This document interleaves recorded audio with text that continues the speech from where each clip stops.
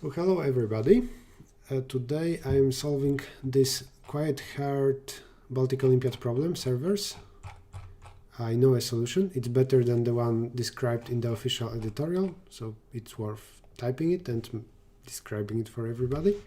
I will start anyway by implementing a brute force, also because there is a code forces educational round going on right now.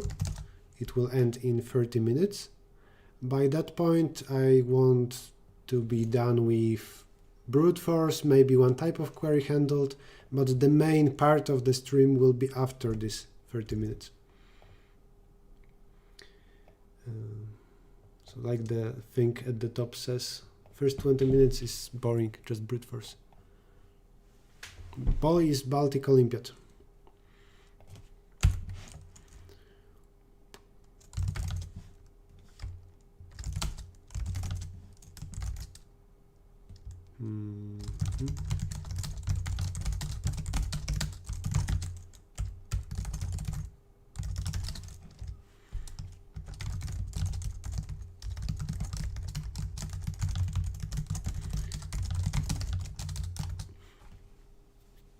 The statement is the following. So statement time.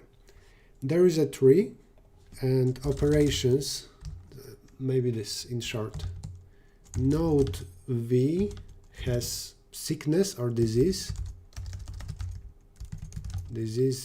of type V. Then SAB shares diseases between nodes A and B.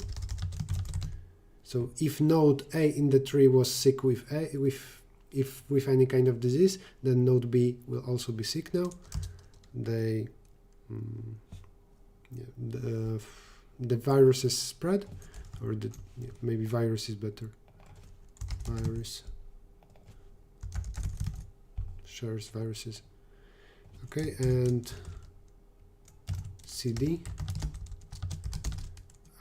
asks, there's also QD, asks the number of nodes sicked with virus. Is there a word like that? Sick with virus D. QAD asks if this is a query. For those, we need to answer the question and we need to print something. Asks if node A is sick with virus D.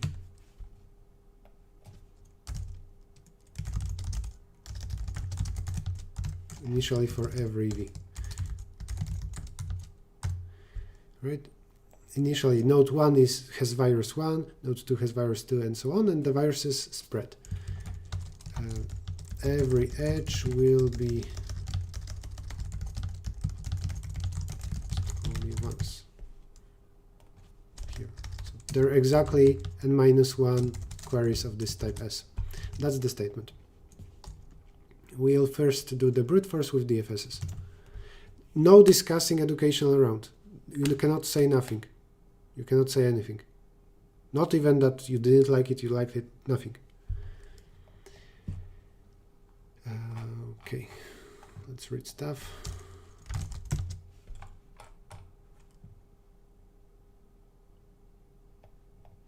And okay. The total number of queries is the sum of those two.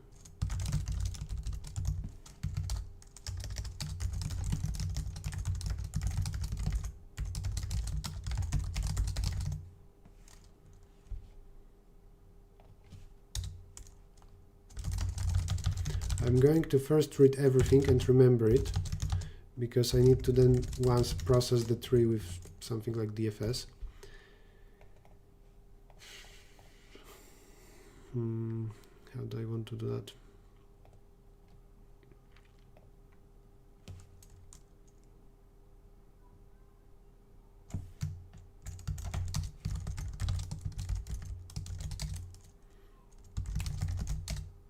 There is type SQ or C, and there is something like A and D.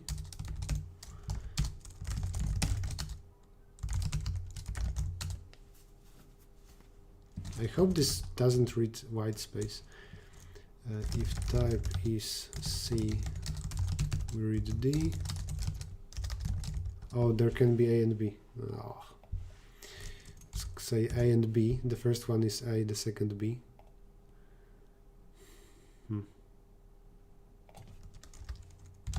I will use some extra variables. It's dangerous, but well.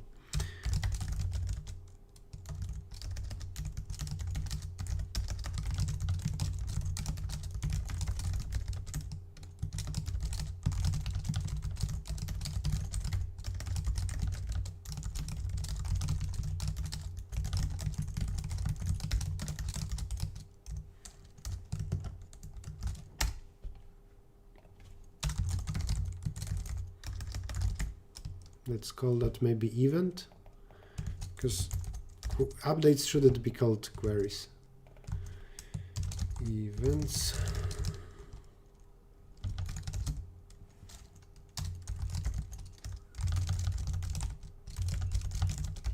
No, I'm typing the same line again.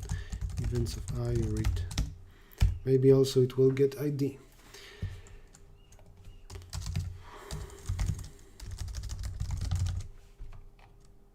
This is max n. Let's just go with twice the size.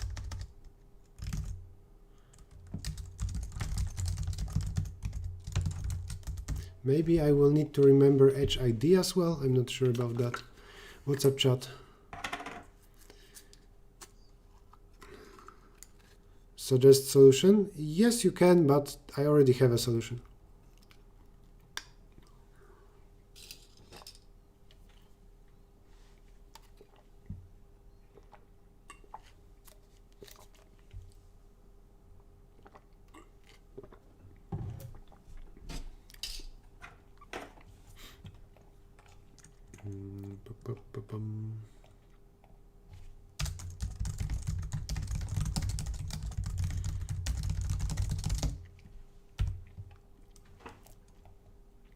There are edges, and what do I do? Well, very quickly about the brute force for this, because the virus, every type of virus, there are n types, it spreads from some vertex and it then follows neighboring edges, then spreads and so on, but only if every next activated edge is further away. So a path is used to spread the virus only if it has increasing edge IDs. So the solution to this, to Q-type, is path edges need to be increasing. Edges with increasing IDs. That's the nice interpretation of that. So only if, like, let's say there is vertex A, as neighboring there is vertex B, then vertex C, then D, or node. Node and vertex, they mean the same thing. If virus starts with A, it will get to D only if first this edge is used, then this one, then this one. The order from input must be this, this, and that. Every edge will have some ID, and those IDs need to be here increasing.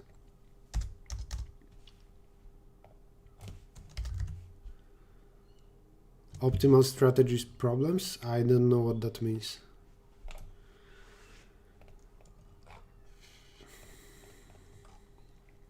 Do I want to do something here when I get a query?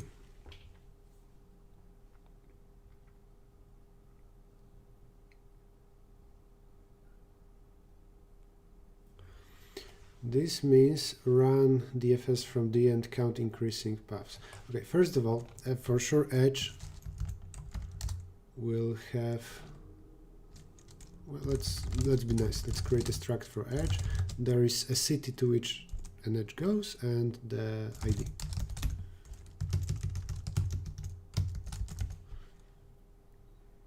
Edge becomes something, some ID.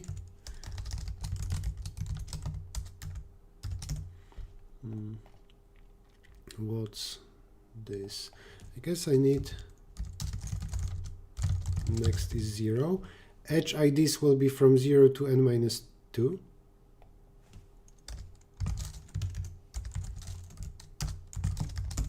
This is next available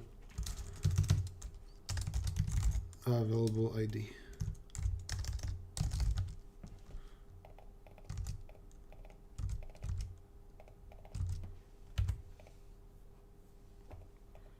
Here we need to check if path from D to A is increasing. Here count increasing paths from D.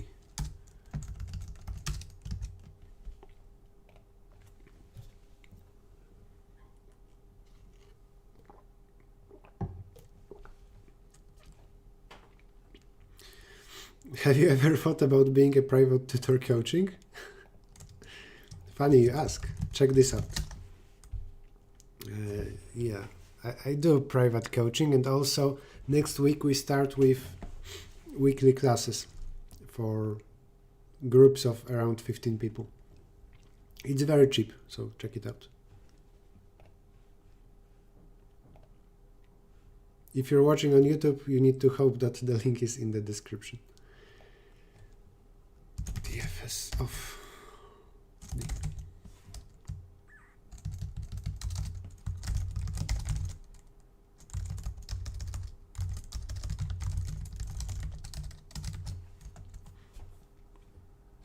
I need to iterate over all the edges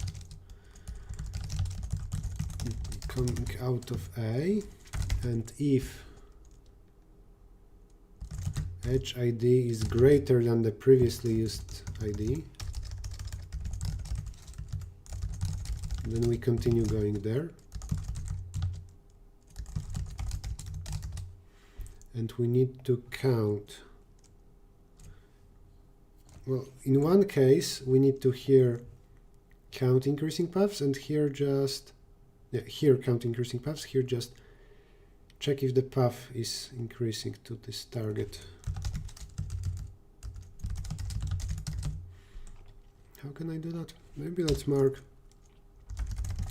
visited of A is true.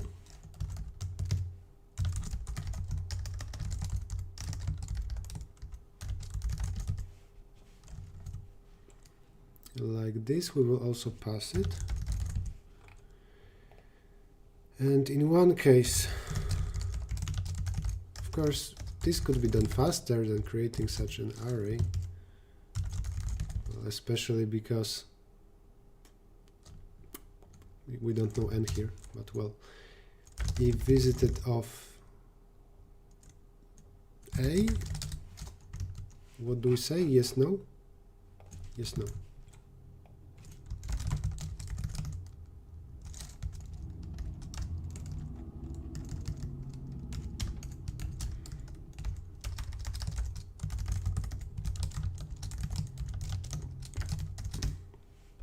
After I'm done with the brute force, I will explain my solution, the main solution in nlogn, and I will then start implementing it.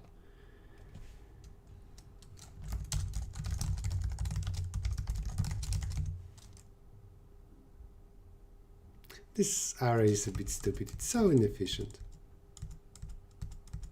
Come on. There is one DFS will have a target.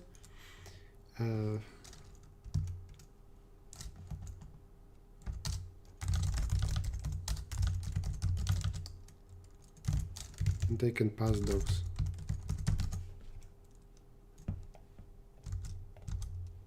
Just in this case, print the count. In this case, print. What do we print? Count. Oh, I see the difference. Target is -1, means count all.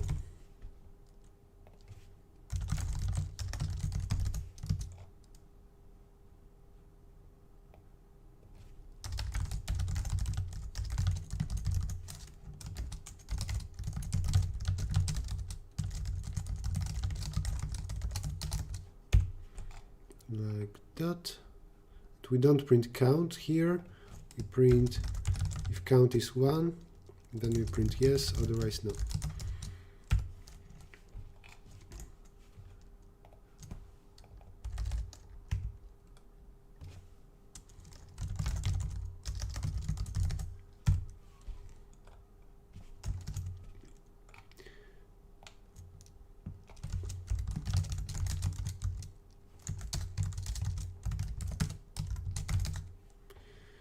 No is no, 665322. All right. If chat, if you see any mistake in my code, do tell me, because I will later rely on this code when implementing the real fast solution. This is n square.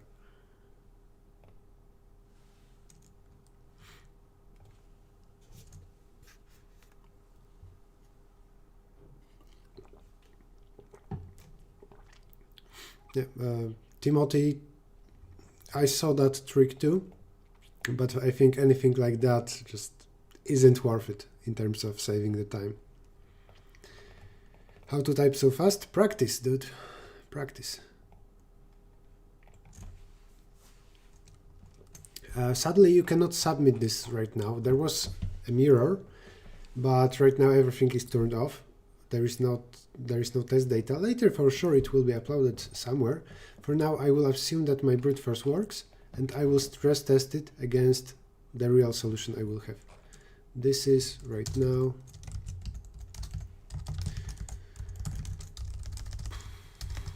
BOI 2021 problem servers. Let's say n times q solution should get 5 points.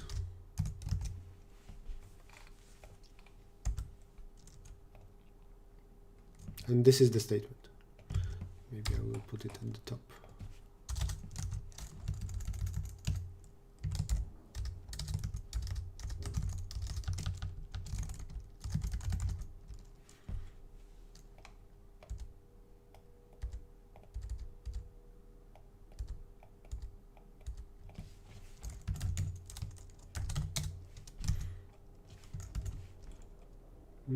Just, shorter version of the statement. All right, and this should be moved to brute.cpp because that's a brute force. Just like planned, 20 minutes from start of the stream and brute force is done. Next thing, a very short one, will be to create test generation and check. I don't need a checker. So just test generation and the script for stress testing.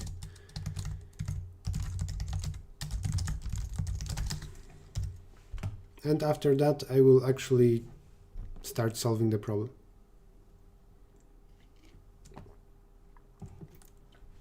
Yes, Ankur, I will generate tests and test my solution myself.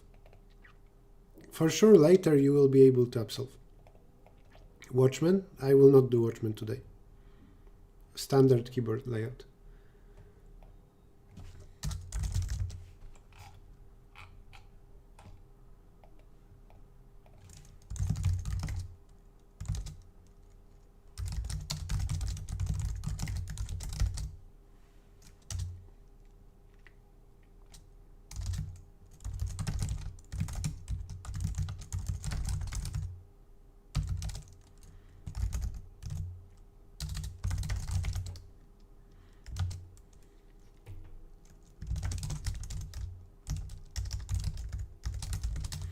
Right, let's generate a random tree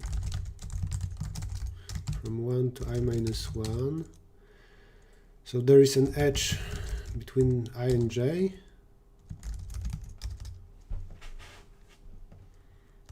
To make more random trees, I need a permutation.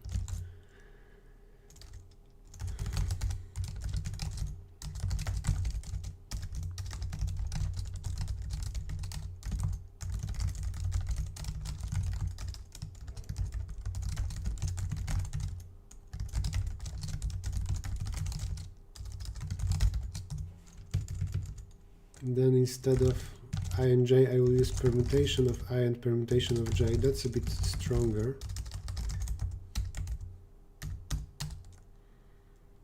And what do we do? Possibly swap them.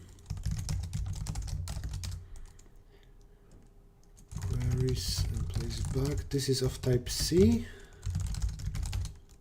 and AB. Edges are added. Now the other types of queries, so those, or actual queries, because those are not queries, those are like activations of edges, more like updates. repeat k times, generate a random type. In this case, let's go with q.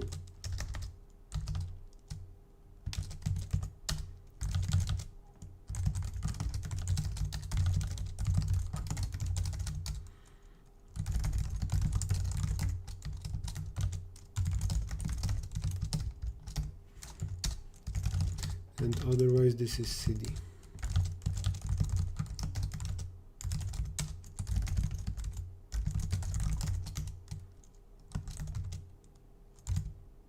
Those are not pairs, are they? Those are vectors. So I shouldn't type make pair, I should just say AB. I think this will work. No compilation error? There is compilation error. I guess need to type that. Yep.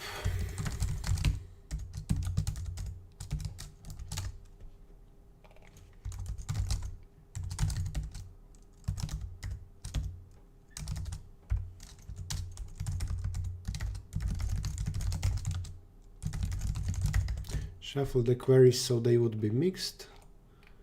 Both types should occur. That was from old code, and then print everything.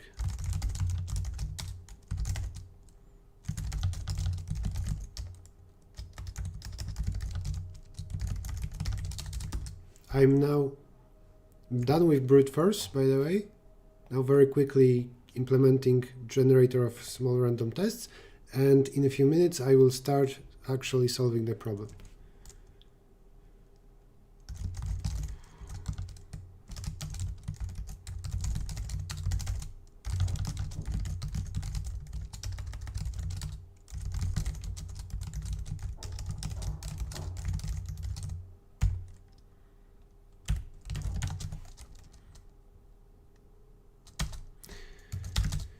Are those valid tests? N is 4, there are edges 1, 2, 3, 2, 4. This is a 3, and we need to count something from 3. Looks good. Edge 1, 3. Yeah, I don't think there are any cycles here. Bigger test. Yeah, I think everything is fine. So we have this. I also have somewhere a script for random testing. Generate a random test and compare files. I guess it will be servers versus brute on this test. Okay, I am ready to go. I think now we will wait 5 minutes for Codeforces Edu to finish. And then I will explain the solution, and I will start coding the main solution. So what's up, chat?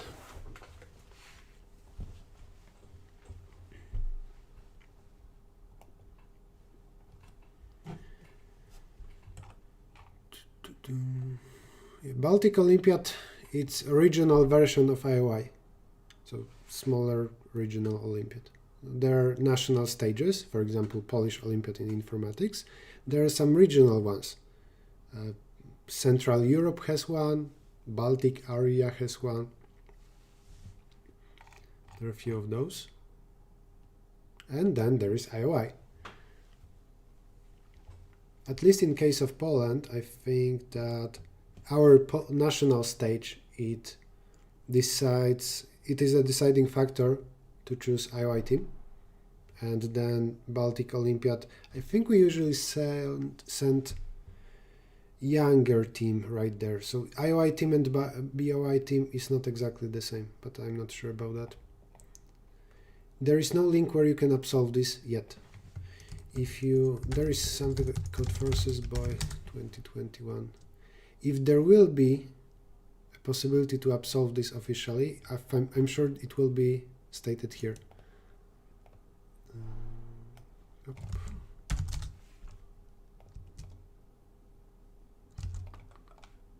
But for now, people at the bottom, they ask, how can I do absolving, and is test data published anywhere?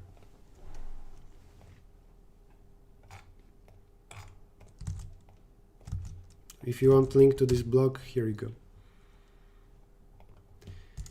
Estimate difficulty.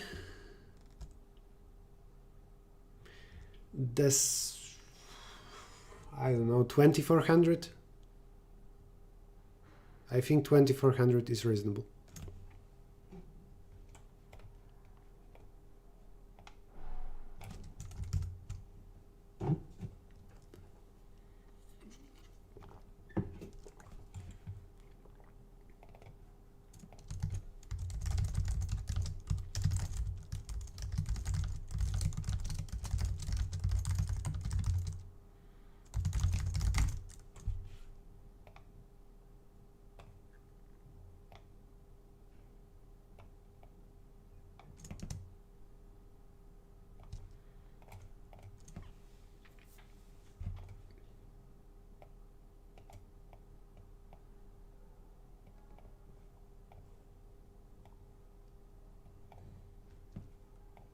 Beautiful layout.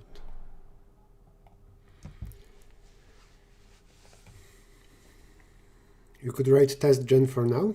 I did. It's here.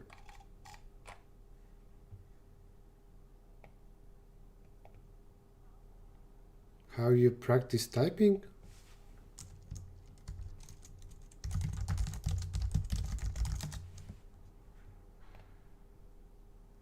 Typing.io.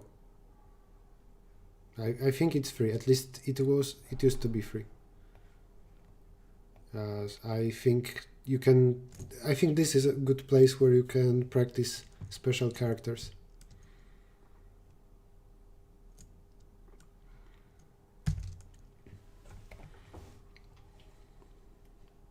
Codeforces Edu is finishing right now.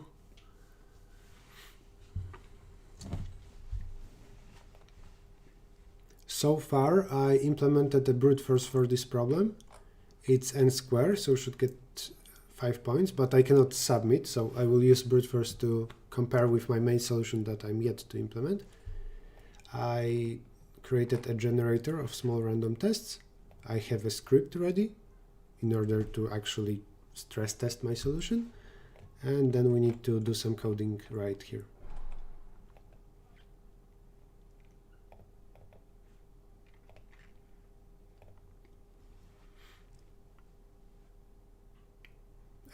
Codeforces Edu is done. 1 more minute and I will talk about my solution. Oh, and this is the official one. Do I want to read it now?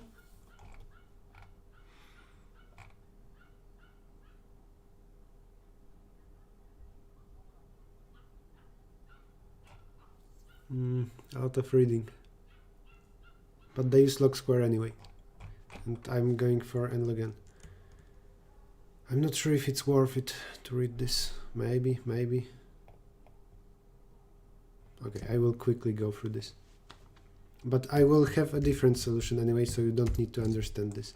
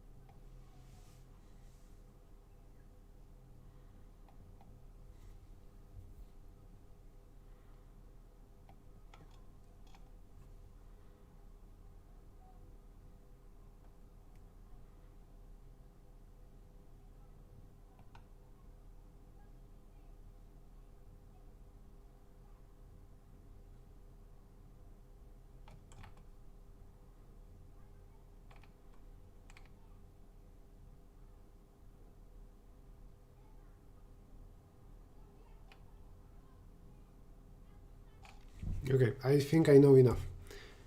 I still repeat, I'm not going to go with this solution. I have a different one. Oh, I shouldn't close this, still maybe will come handy. Fine. Code versus edu is done. I can disappear the text. And welcome everybody who have joined right now. I will now summarize the problem statement and I will talk about the main solution. Well, first I will talk about how to solve Q type of query. Or do you really need to know the statement now? I don't think so. I will tell you what the Q query boils down to. I prepared for a segment 3 lecture, but that will not come today. I cannot draw.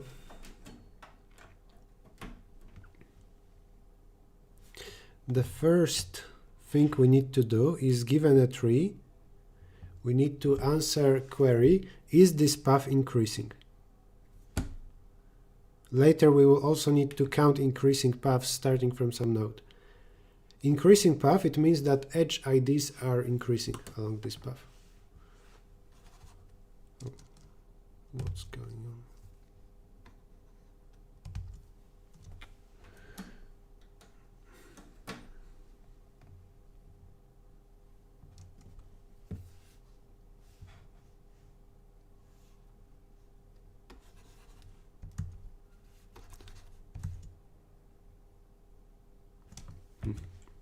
What, will I not be able to draw today?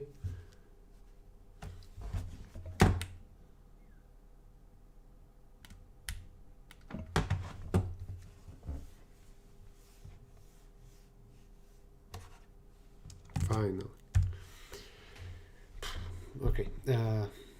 Edges have IDs. They are distinct. And actually the ID refers to when this edge appears. But eventually I will have a tree. And maybe here this is 2, 4, 7, and 8. In this case, a path from here, from the starting vertex A to this target vertex B, this path is increasing. A to B is increasing. I need to answer queries. Is path from A to B increasing? Even more, as we are given queries, also we activate edges. So initially those values don't exist. Initially no edge is allowed, and then slowly we get updates. Okay, this edge is now allowed and it gets the next available ID. And the other type is path from A to B increasing, and is it all active? Basically I will need to check if path from A to LCA is increasing, if path from LCA to B is increasing, is this last edge on the path active? If yes, then for sure previous ones are active as well. And the comparison between those two edges. Right? The path consists of two parts, and I guarantee that this is increasing, this is increasing. Now I need to guarantee that this is smaller than that. Let's call it X, call it Y. X must be smaller than Y. So this is already 3 conditions. This, and additionally, this guy here must be active. If this edge is active already, then for sure those edges happened earlier, if they were smaller than me, so they are active as well. We need to implement all of that for that query of type Q. Then there will also count, but we will do it in a different way. To answer about this, I will compute an array. I will do it offline.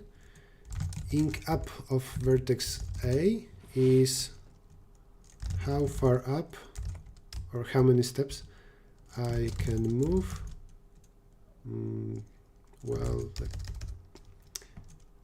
And have an increasing path. How many steps can I make from A up, so the path would be still increasing?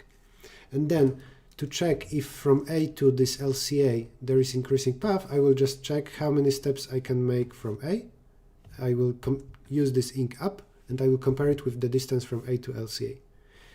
Analogically, I will do something similar for B versus LCA. Just from B up, I need to have decreasing path.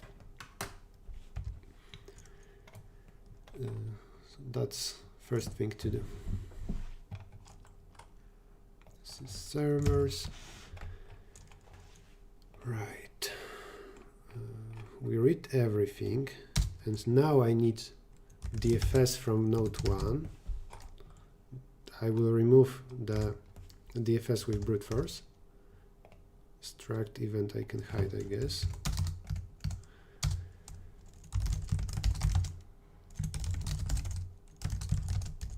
Iterate over edges of A.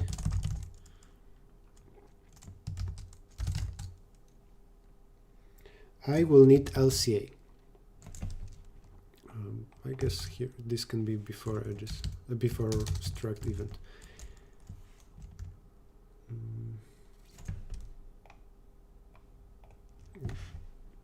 I will need LCA. I always implement LCA with binary lifting, so I need this.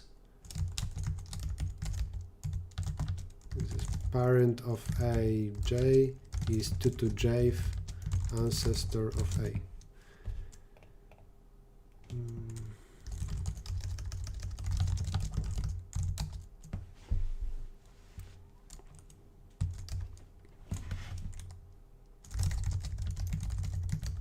Parent of A0 is just the very first parent, so just the parent. Otherwise B is a child, and I can say parent of B is A.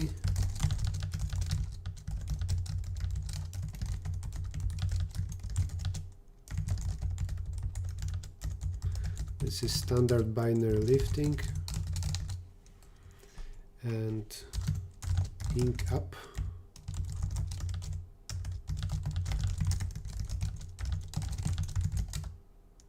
And keep an increasing path with increasing edge IDs, and deck up, it's same but decreasing. If what? If edge from A to B is smaller than edge from A up, but I don't know what is an edge from A up.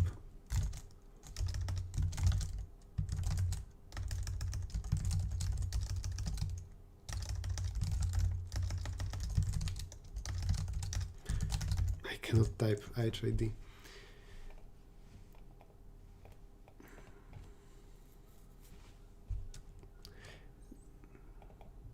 Yeah, Glizzy, what you're looking for is definitely FAQ. You will have stuff like setup right there.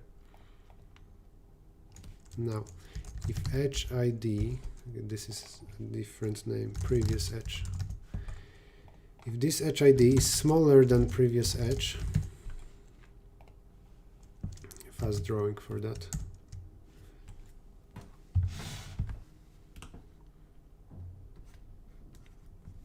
No, there was A.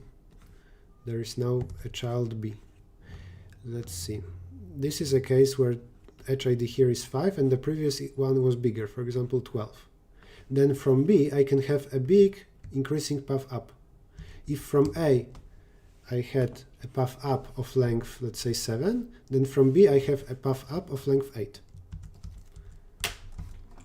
I need to implement it here. In this case, inc up of B is inc up of A plus 1. In the opposite case, the decreasing path up. And the other thing, so how many steps I can make up and keep decreasing path, is just 1.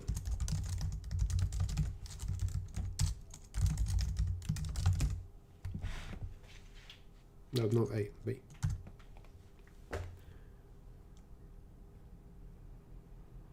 I think we're good with this DFS. What do you want? Previous edge.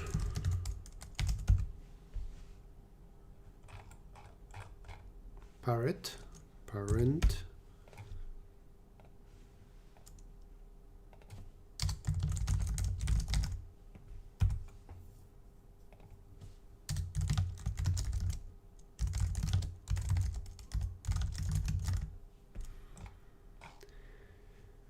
And for now, this is it for the FS. I think it doesn't like the fact that I still somewhere here in the, oh no, here, the FS. First one is, -1 is not good.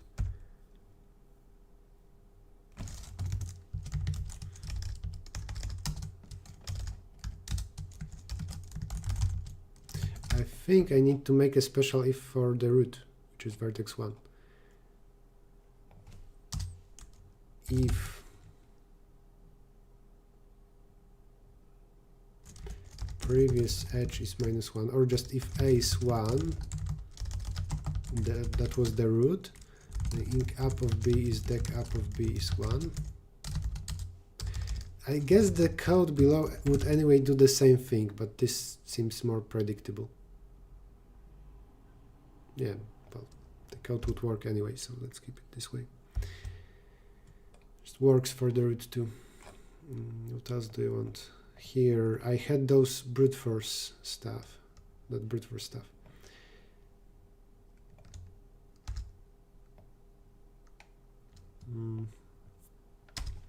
This code first will not be able to handle queries of type C. Can't handle type C yet. But we are able to read the edges and maybe not assert false, but we will print nothing, and that's it. There is the FS. And now for all the events,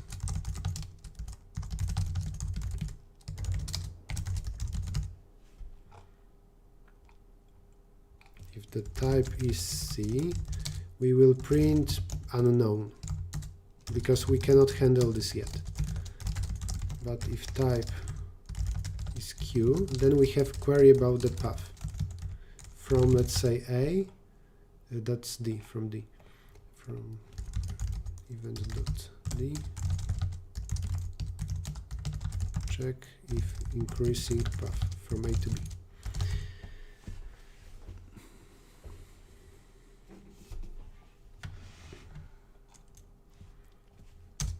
I need to find LCA. Maybe one of them will be. A or B can be ancestor of the other.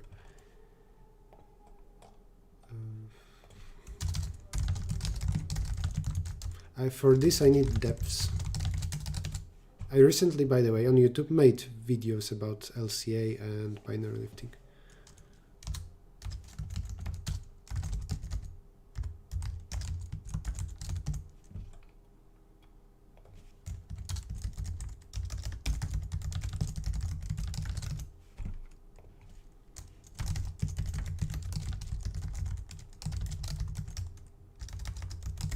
So go watch those videos if you don't know what I'm doing.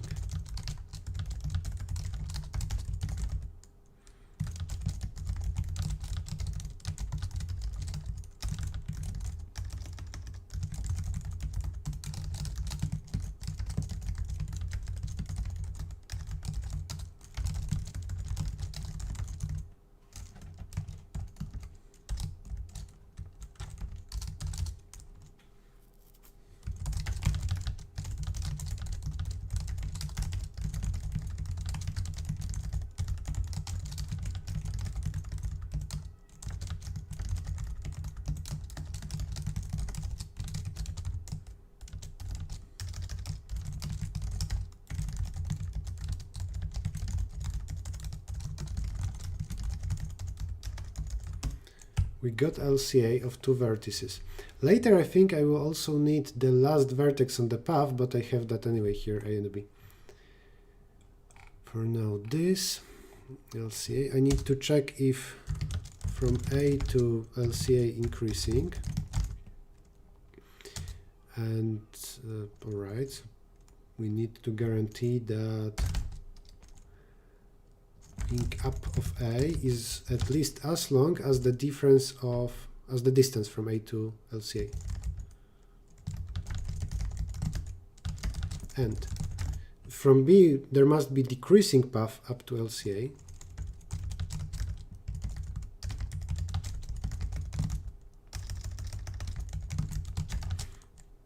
And the edge from B to the parent of B must be active,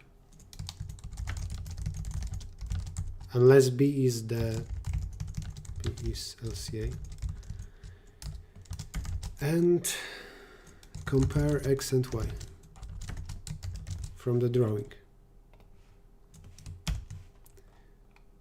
We are able to check this. Now we need to check if edge from B to the parent is active.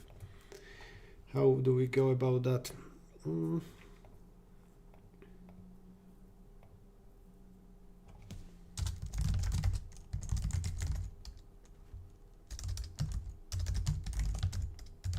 If there is something of type S, I can say, and this is now an edge between A and B. What does event keep? ABD.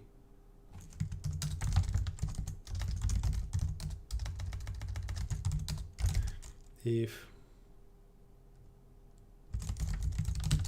A is deeper,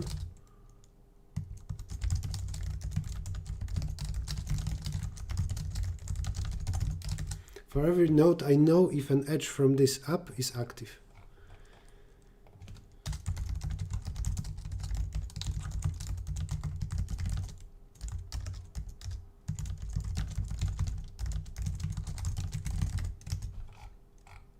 So that's done, unless B is LCA.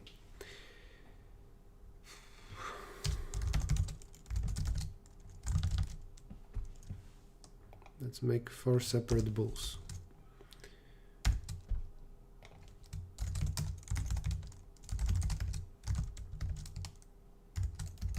Whether the left and right part are properly monotonic.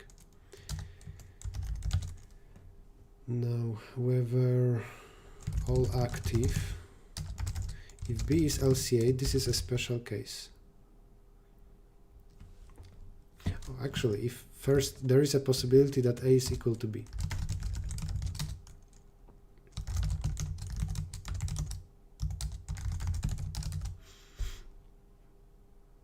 I don't like the fact that this is not a function.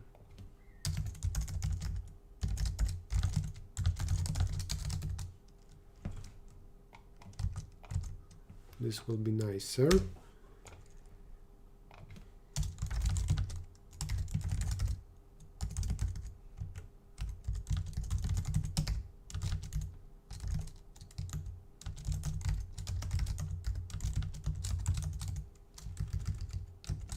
Like this.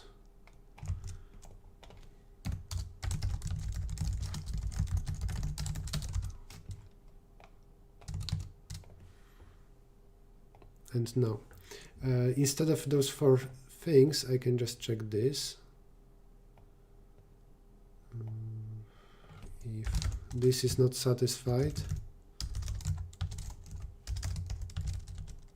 left part bad.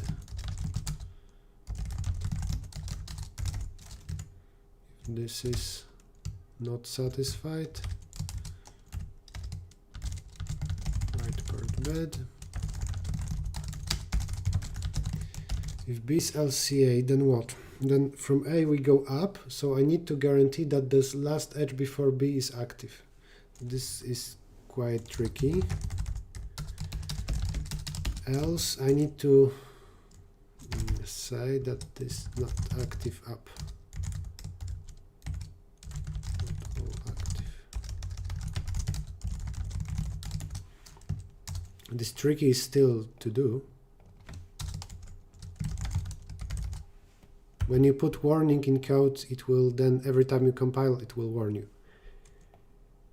And compare XY, this is still to do, but if we do that, return true, this is still to do. I hope everything will compile now. Yes, it did. Compare XY, I need to know in this drawing those 2 last edges, X and Y. But I get them for free when finding LCA, unless we have that special case when one is ancestor of the other. Oh, and we swap AB. Ugly stuff. because here we usually can say just pair is AB, assuming that we passed here a pair by reference. So second last. But if that was the case, then A and B are swapped.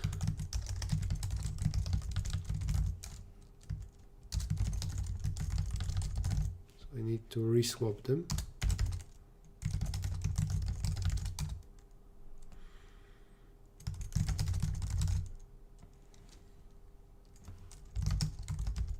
Or just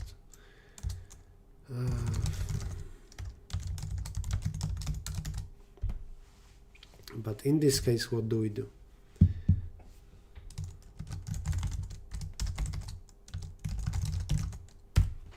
I'm not sure yet.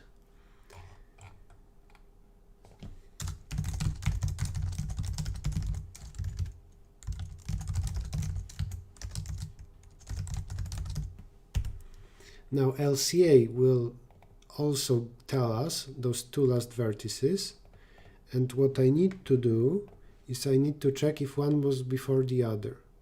So apparently I need something like give me ID of an edge from this vertex up.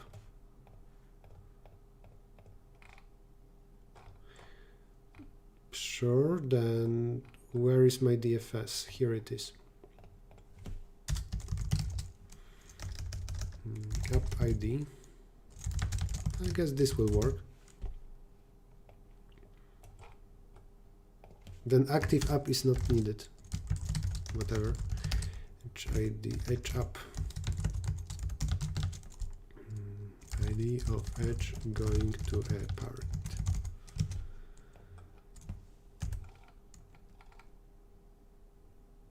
Up ID, edge up.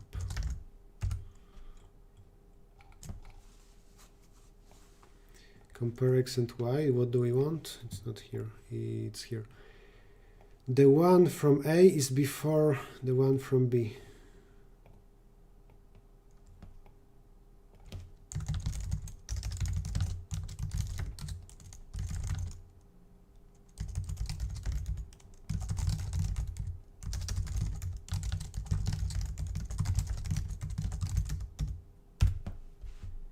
Like that.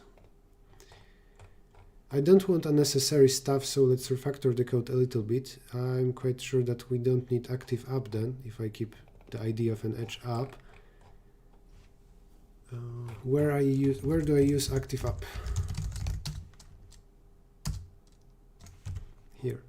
I should now compare it with the current ID. Oh, okay, that's not easier. So let's leave it like this.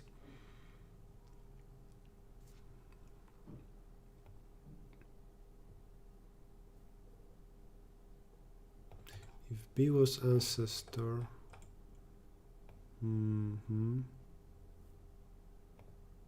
but those two cases are quite the same. This happens if we run LCA for two vertices A and B and one is ancestor of the other. But then we don't need any extra checks. If one is ancestor of the other, then there is no X and Y to compare, but still we need to check if the last one is active. So I need to know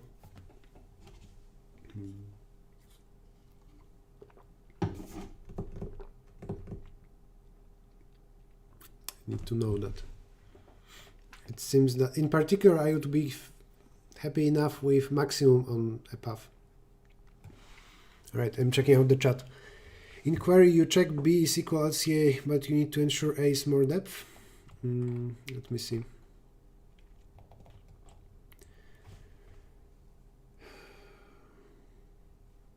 No, this part is responsible for checking the last edge next to B, because a path is supposed to be increasing from A to B. Then if there is any edge that is non-active, then the best candidate is the one next to B. I want to get an edge closest to B. In most cases, it will be the one here. By the way, I don't like how polluted this drawing is. Maybe this will be better. I need to get the ID of this edge, or I need to check if this one is active. If A is ancestor, then still the code will work. I will just check if this edge is active. But the bad thing happens if it's like A and then B, because I need to grab this one.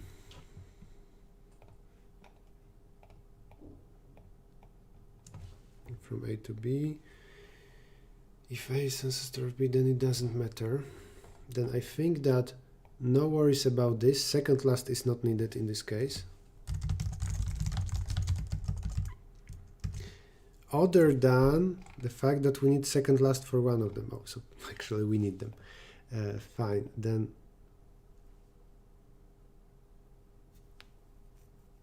can I here assert that they are not the same for starters?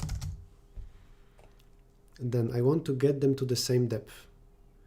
Actually, I will normally I level them up, but here I will put them one just below the other. So as long as the difference of depths is greater than this. Now assert that you're one too low, unless you are already on the same level.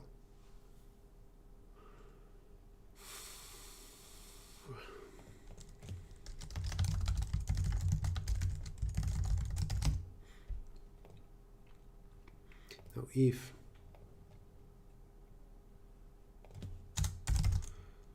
parent of A0 is equal B, this is the case where B was ancestor of A from the very beginning. Second last will be, let's say just we will fill 2, but that doesn't matter. It's AA from B. Now let's make the last step. A is parent of A of 0. Unless they were on the same level. Okay, I need to just make the last step from here. So if f of A plus 1 is equal to f of B.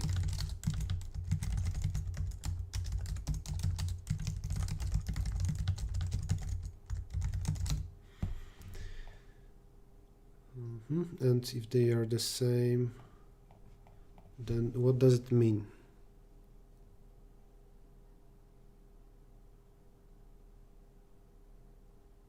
Can this happen at all? No, because I already checked for that. I checked for that here.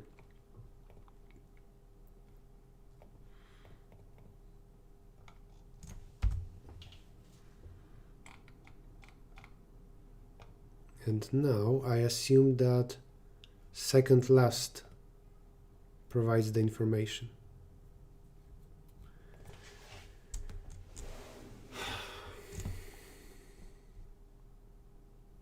What if A is LCA? Then it will mess up this thing.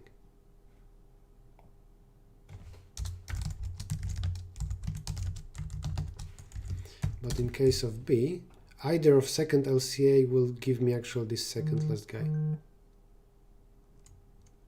And I need to check if this is active. If not active, up of second last dot first, they are both the same. False. Because this is edge from B down. What happens if A is LCA?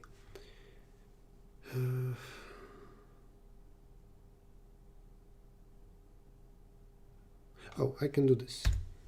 Smaller equal. Because in that case they will be both equal. Cool.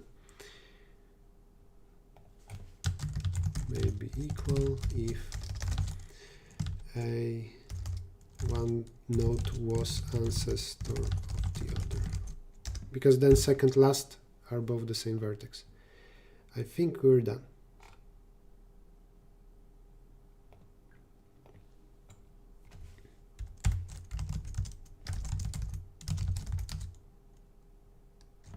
Assertion failed.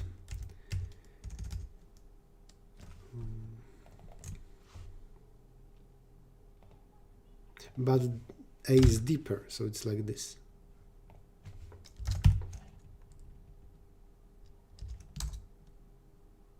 All right. We got something. Then in brute force, I will replace answering for C-type query with question mark 2. And they should be the same now.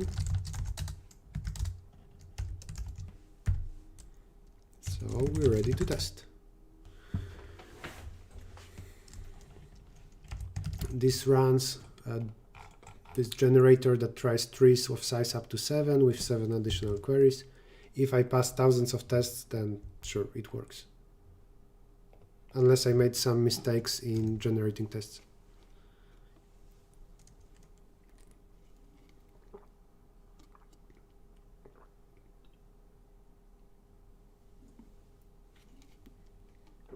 I think we now got 50 points. So the statement, it has a lot of subtasks. We did 5 points at the very beginning. And they also say for every subtask, you get 50% of points if you solve queries of type Q. And we did that. We did queries of type Q in logarithmic time. Then extra points are for special trees like a chain, a star, a binary tree, small degrees, but we will not go through those subtasks. We will directly jump to the full solution. Windows equivalent of bash script? I think so. In PowerShell you can do some stuff, but I don't know that. I don't know the details. I don't know how to use Windows.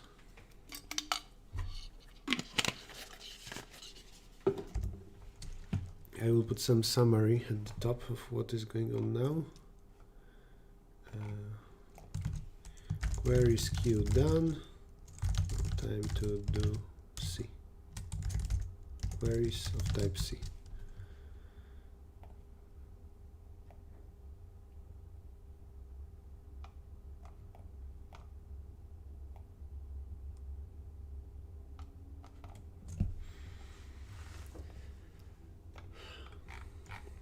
And I had some very, very complicated solution to solve this in nlogn. By the way, organizers solved this in log square, and I think everybody did that during a contest, centroid decomposition and log square solution. We will not use centroid decomposition. And I had some very complicated single logarithm solution, but then I was showing this to my students, and one person told me how to do it easier. So we will do that easier solution. Thank you, Michael. There are batch programs in Windows. Oh yeah, batch programs. That's, I think, proper name. Log square with persistent segment trees. Okay. Well, I think what we did here is quite basic. There were some annoying things like making ifs for A being LCA, B being LCA, but there was nothing really complicated there. So I'm happy with this for type Q. Now type C.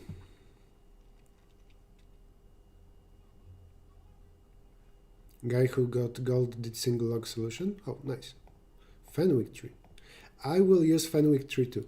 So maybe I will, or actually I'm not sure, but I will use just a segment tree. I will use what I'm using right here and a segment tree.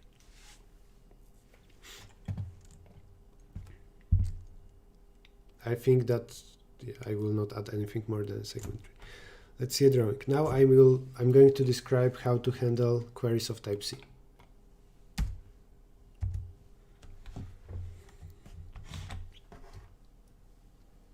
Oh, prison. Okay. So maybe nobody solved the log.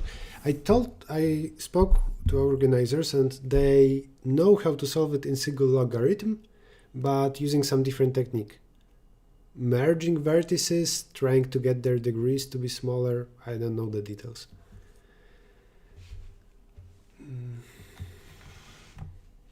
We need to count increasing paths from a node at the current moment, right? So if there is a node starting 1 and there is here edge with value 2, edge with value 5, edge with value 1, here value 4, here value 3, here not activated yet, here value maybe 10, something like that. Then now the number of increasing paths from this node is just once a single path to this vertex itself, 2, 3, 4, 5. The answer here is 5. There are 5 increasing paths from this node. We cannot use not activated edges. Okay, how to count those paths going down? This is like step 1, counting paths going down from the given vertex from which we need to count increasing paths. This is not that hard. Instead of now for this vertex counting paths, let's think what happens when we activate some edge.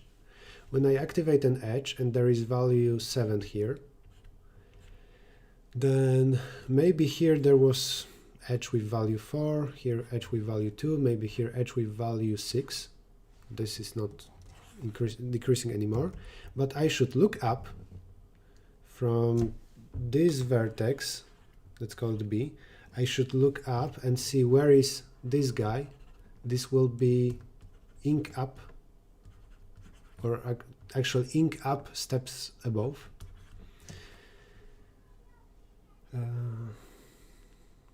That many steps I can go up, and I need to say this. For all the nodes here, the answer just increased by 1, or actually for all the nodes here. If later I have a query about a yellow vertex here, for example, count increasing paths from there, let's do that in yellow, count increasing paths down from here, or from there, or from there, then we get answer increased by 1 thanks to this vertex. So this one should trigger an update of +1 on this path. And you can use HLD for that in, I think, log square, but you can also easily do that with just the segment tree. So we need to handle something like add plus queries add +1 to path and get value at node. And, oh, you don't see it, sorry. This pair of queries. That's easy. When we add +1 to a path, what happens is, this is a tree. We want to add +1 to everybody here. In this path, let's say path from the root to some vertex. Then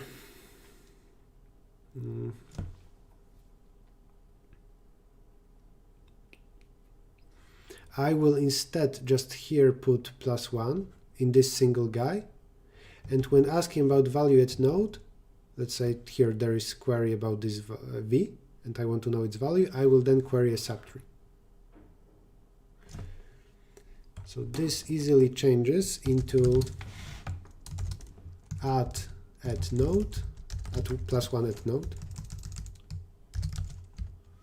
and get sum of subtree. And sum of subtree is, of course, a range in preordered traversal. Assuming that the path is from the root to some vertex, when it's another vertical path, we need to split into 2 smaller parts. I mean, if you want to add to only this path in a tree, then we will add to this path to the root, and we will subtract in this smaller path from parent of upper vertex to the root. We will do +1 in green thing, -1 in the red thing. No, it increases just by 1. Earlier, before this edge was activated, already this vertex for sure was able to say how many increasing paths down there were. Right now 1, 2, 3. For any kind of update, in any kind of problem, when there is an update, you need to say how much the answer increases, how much the answer changes.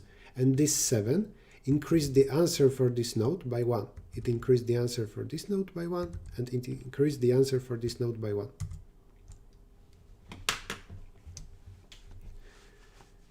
So in this case, ink up is what, 3? Ink up counts nodes or edges? I don't remember. I think edges.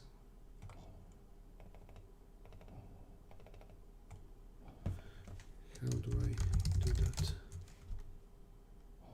Well, edges, yeah, edges and edges are fine. Subtree of B might be activated already. Yes, but it has smaller values, so that's an important thing to say. Edges come and get activated in order of increasing IDs, because actually ID represents a moment when an edge is activated. It is not possible that I'm right now activating this 7. So I'm activating now. And that here maybe there was 8 right here. And there is now a bigger increasing path down unlocked. No, this is impossible, because so far we activated all edges smaller than 7, so 8 is not activated yet. But thank you, Gupta, this is a very good question.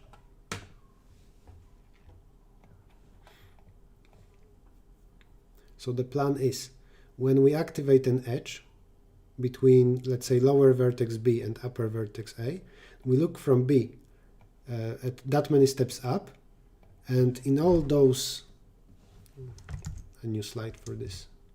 This is how we will use what technique we can use, but on the right, what we actually should do. When we activate something between A and B, assuming that B is lower, now we activate it. We look at B, ink up of B. Here, ink up of B is 3 in this example.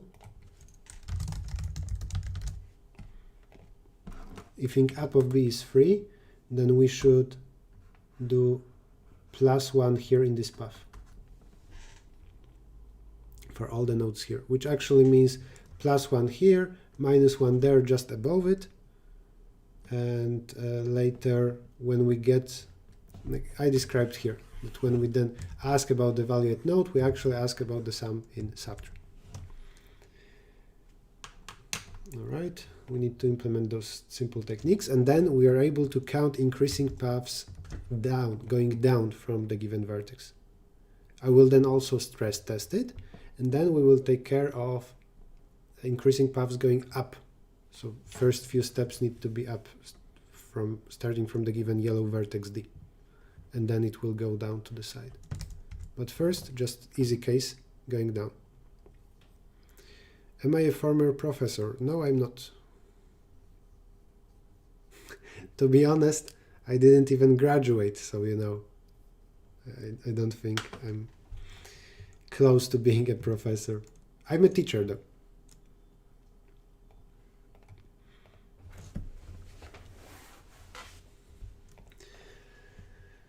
Okay, need to do some implementation.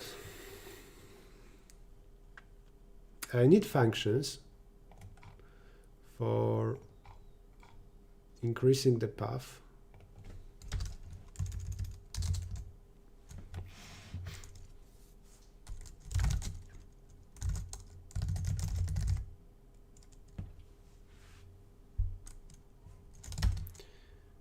Let's say starting from vertex A, that many steps up, I need to increase all of those values by 1. Here's the brute force.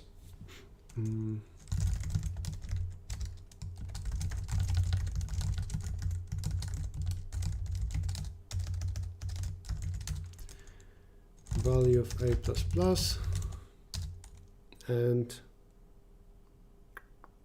what? A is parent of A.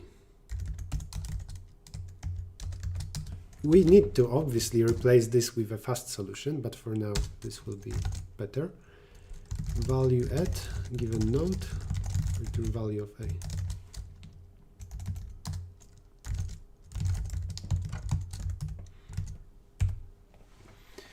And now when we activate an edge, we do that here. Let's do that. Depth of A is greater than depth of B, then swap. Now B is deeper.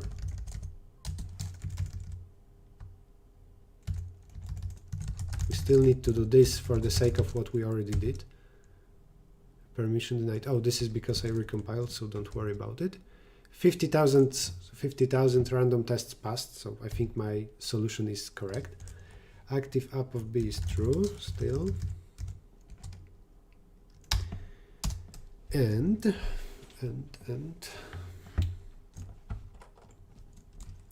increase path starting from parent of B, because the number of increasing paths starting from B didn't increase thanks to activating this edge. I need to look at not increasing up, deck up, because path like 742 is decreasing when we are looking from below. This is deck up. How many steps are decreasing here? Up.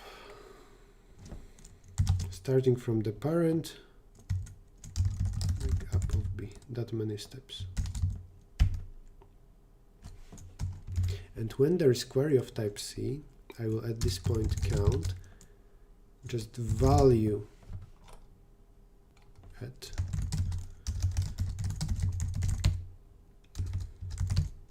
even dot what D, starting from D, and for now we only have paths down. In order to check that with my brute force, I need in a brute force replace DFS to only allow it to go down.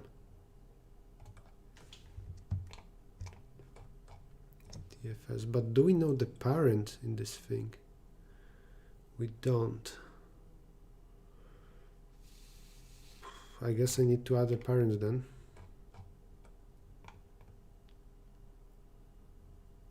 No, this is annoying. Then no testing, I think. Let's see, what do we say for sample tests. The answer should be smaller or equal.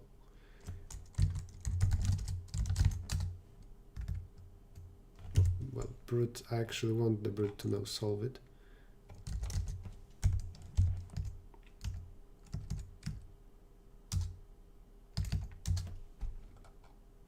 Not this. Servers on in and brute on in. Good thing is that I never exceeded the allowed answer. And now, do I want to spend some time and make a drawing and analyze if this is good?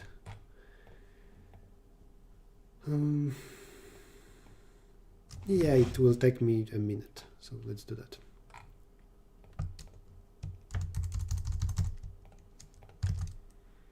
I'm now drawing this test case.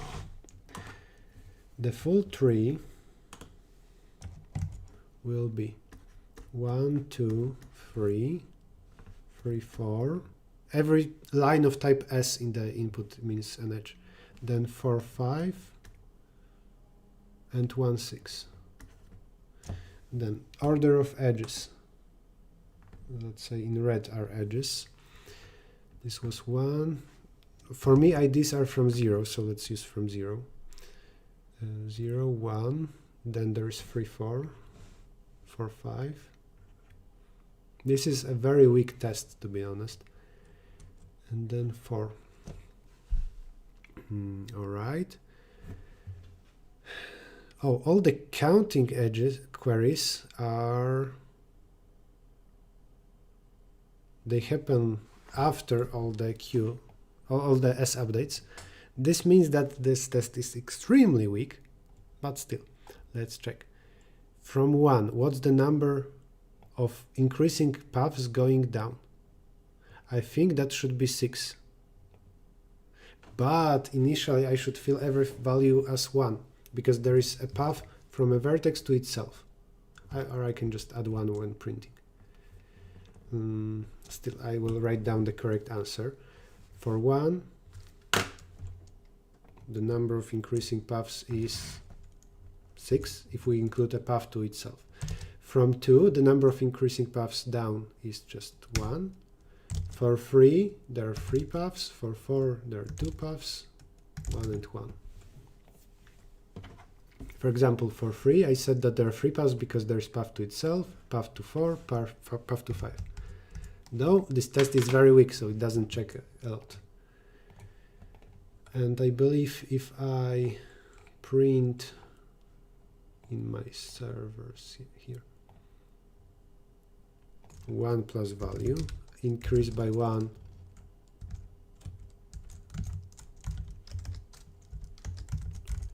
increment because of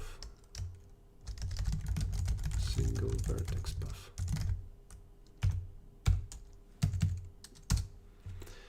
I think this is the same sequence. So for this test, it works. Which doesn't mean a lot because it's a very weak test. Now the harder path, the harder part. So step 1, counting paths going down. Step 2, counting paths going up. Oh, wait. Right now I have a brute force, but let's say it's fine. I will later replace it. It's a very standard technique. This is so what I lack is to implement a segment tree in order to add one node and get sum of subtree. I didn't do this. I will add it in my code as to do.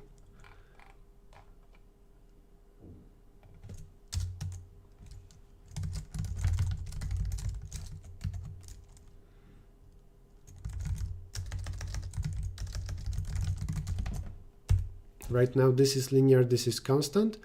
After the change, after actually using this technique, both parts will be logarithmic because I use a segment tree. One is changing value at one position in segment tree and the other is get sum range, like range sum. Okay, but for now we're happy with what we have. And now part 2. Part 2 being counting paths going up, and this thing is harder.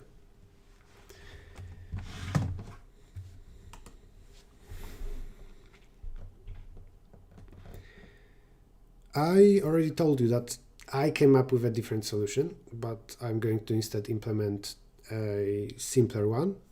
I was told by Michael, one of my students.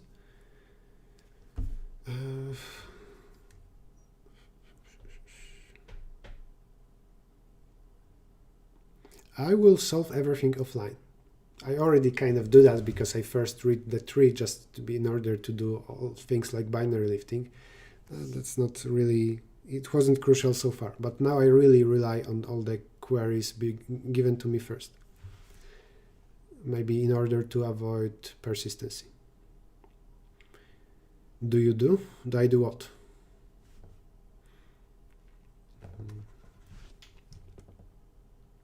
I'm going to solve the problem with DFS, which sounds funny because it's a very hard problem. Maybe first, how we can solve it in log square, assuming that we do enough work. And there will be some issues here, but it will look like a log square. Do I give classes? Yes, I do. Check out this link.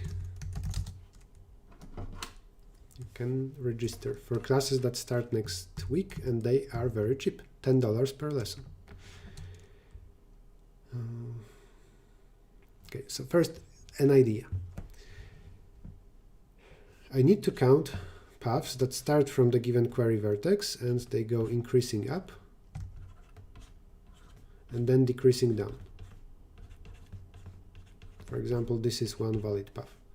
And of course here, like, before we get to LCA and after we get to LCA, 6 must be smaller than 7.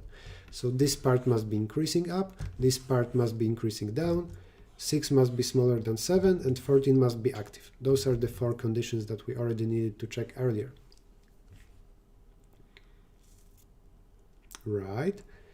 And now, when I have a query about this, let's say this is a yellow vertex D, or let's put this to the side. Those are types of things we count, starting from such yellow vertex D given to us in the input. We count increasing paths going up.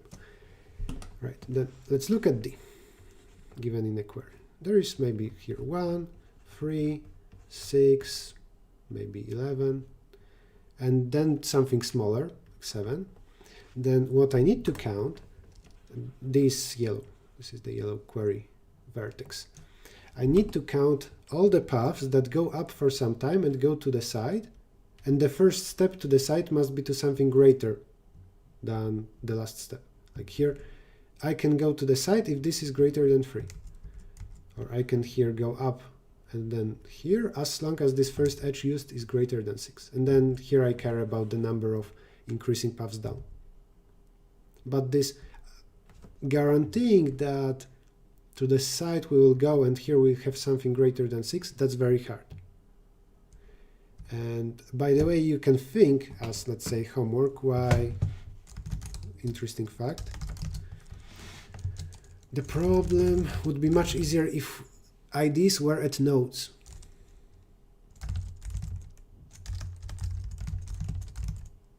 Rather than edges.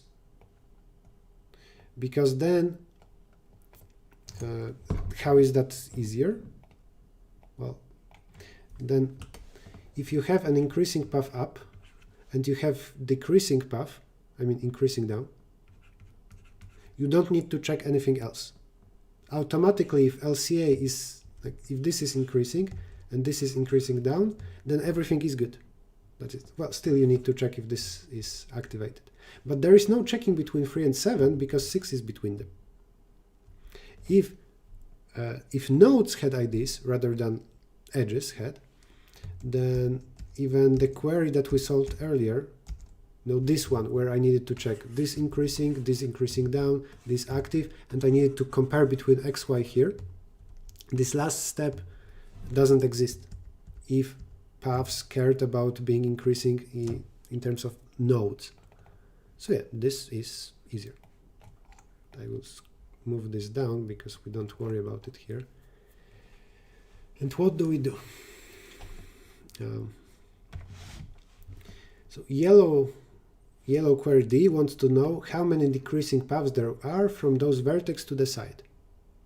Then what I'm going to do is whenever I activate something, and I will mark it in blue.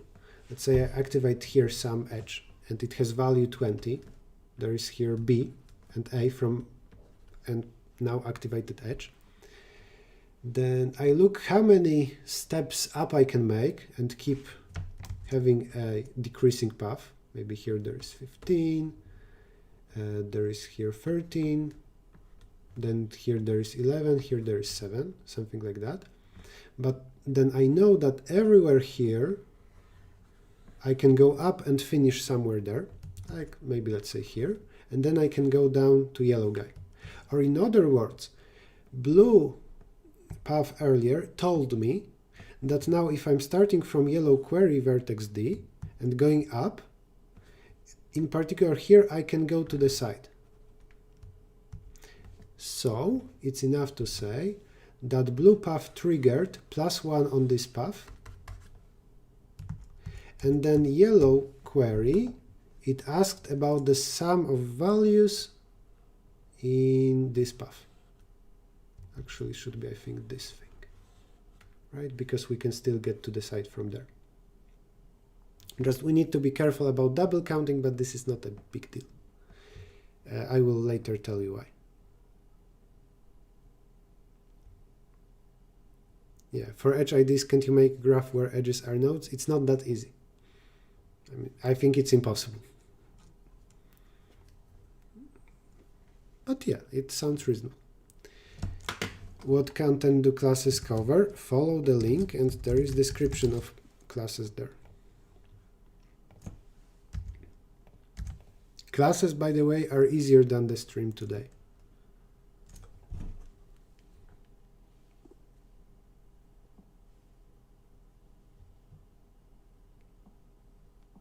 Wait a second, need to do some stuff.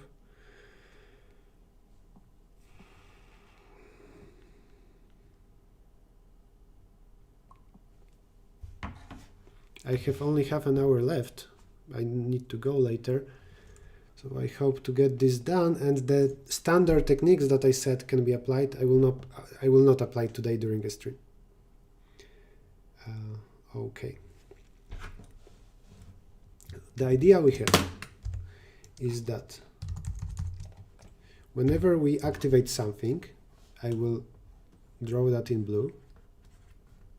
We activate this right now. Then I see how long we can go up decreasingly, and I add +1 everywhere there. Then when there is a query, yellow query about D, and I say, can I go up a few steps and then start going down? And will that be an increasing path? Then I can ask about the sum of values, like here, from decreasing path. By the way, if you just have a problem of handle path increments and get path sum of values, the standard solution for that is heavy light decomposition, and you will get log square. It is possible to get single logarithm in a very complicated way with BST and HLD, but it's not very efficient. It's not very fast. So let's assume that we don't know how to handle path update and path sum. Yes, Gupta, you cannot, I don't know how to create the graph you're talking about. At least I don't know how to create a tree. For those who joined recently, a reminder is that I'm solving this problem, servers, from Baltic Olympiad 2021. It's a hard problem. Yes, when I said that instead of log square we can get logarithm, I exactly meant imbalanced sectors, so I called that BST. Actually, I didn't use that technique, also somebody told me a few days ago, but I heard that it isn't very fast. I talked with somebody who a long time ago implemented that improvement from log square to log. But then I would say it's HLD and BST or some other kind of imbalanced sectors. So it's a lot of code. I will show a solution without, just uses simple techniques, and it is logarithmic. The hardest thing I will use here is a segment tree. Well, I already used binary lifting to get LCA, for example, but I still think that's basic. Should I listen if I am a beginner? To be honest, no, you shouldn't. It's advanced stuff today. Okay, now here's the trick. Blue and yellow path doesn't intersect. Well, that was a lie, they can intersect. Otherwise answers would always be 0. But their intersection is only one edge. Do you remember what is yellow path and blue path? Blue path is something that decreases going up. For example, this might be 14, 12, 10, 7, 5. Yellow path is something that increases up. So they cannot have really an intersection. They can have one common edge.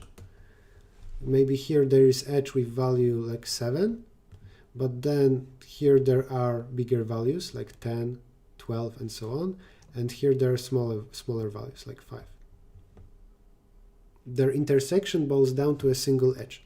And that helps a lot, because we don't anymore have path update and path query. We will actually be able to do path update and vertex query, and vertex update and path query. Interesting to watch me without understanding, if you say so. An example of this small intersection is, I guess, what we had in the previous drawing, but let's see a bigger version. If this is 14, this is 12, this is 7, this is 5, and then 6, 4, 2. Then the increasing starting from the up hits this 7, and that's it. Contains just single edge common with blue path. And by blue path I mean starting from somebody that was just now activated, we go up and we see how long we can go decreasingly.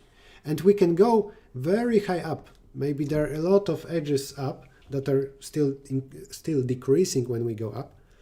Maybe there will be n steps up. But the important thing is that there is only here one common edge.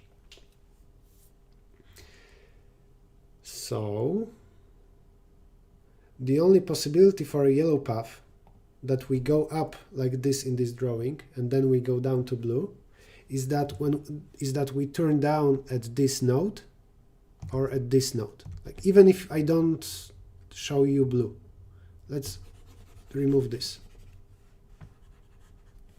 Actually, I should save that. Can I Control Z? I can. Okay.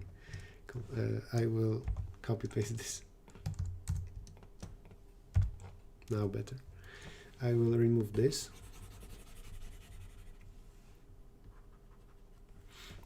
When we see this yellow path, this is a query. D is a query, and yellow path, we know how it looks like because we have something like inc up of D, how many steps up we can make to still have an increasing path. Then we just are apparently interested how many decreasing paths there are from those two blue vertices to the side. And that's it. We apparently cannot go from there, which sounds stupid because it is incorrect. Okay, so therefore, when we have a query, I will just ask at those two nodes about some kind of sum. Twice I will run query at node. Okay. Why this is bullshit? Because it isn't guaranteed that blue path is longer than yellow. See what happens when I replace 5 with something bigger like 8. Then blue path is shorter and it ends here, and the yellow path continues up, maybe very high up. This is the opposite case where, well, because 7, it must be smaller or it must be greater than this guy above, so only yellow or only blue will contain both those. So what I should say here is that, yeah, yellow can be very long, and somewhere in the middle of yellow we can go to the side and we can have some good paths that we should count. But just before we have a yellow query, when we are looking at, I will remove this even, when we have this blue activation, then what we do is we get those two last nodes, I will paint them yellow, and I say I need to in some way mark them as +1 in order to later there, for any kind of queries that will happen here, I need to say that, yeah, the answer is +1, because I can go up and then go down to B.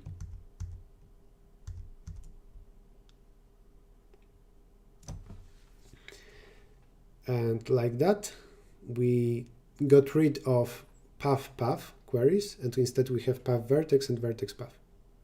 And we need to handle both of those, so the code will get ugly.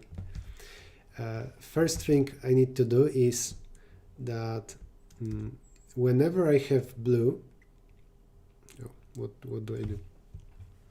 To count one type of paths, those where this value here above LCA is smaller than the one at LCA. To count those, when I see blue, I need to add +1 on this long blue path, and then when I have yellow query, I need to just ask at value at those two blue nodes. So we have here, I will write it, path add +1, and twice we have a node query. By node query, I mean give me the value at this node. Have you already solved the BOI problem? No, I'm solving it now. Well, here we have, what do we have? When we have this blue activation, we look at those two last nodes on the blue path, and we add +1 there. So we have node +1, and later when we have yellow, So there is some yellow D here. It sees that it has some increasing path like that. I get the sum of all those values. So and path sum. To count paths where just above LCA we have something smaller, we use that. To count paths where just above LCA we have something greater than the value at LCA of the path, we use this combination of techniques.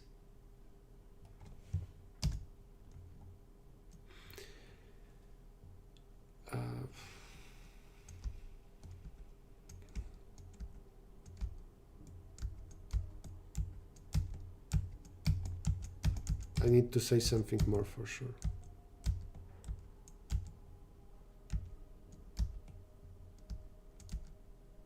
Oh, yeah.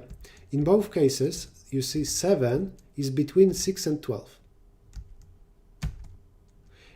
So also another case is that we should count paths like 1, 2, 6. Here maybe I don't know, 10, 14. And here this guy up is 4.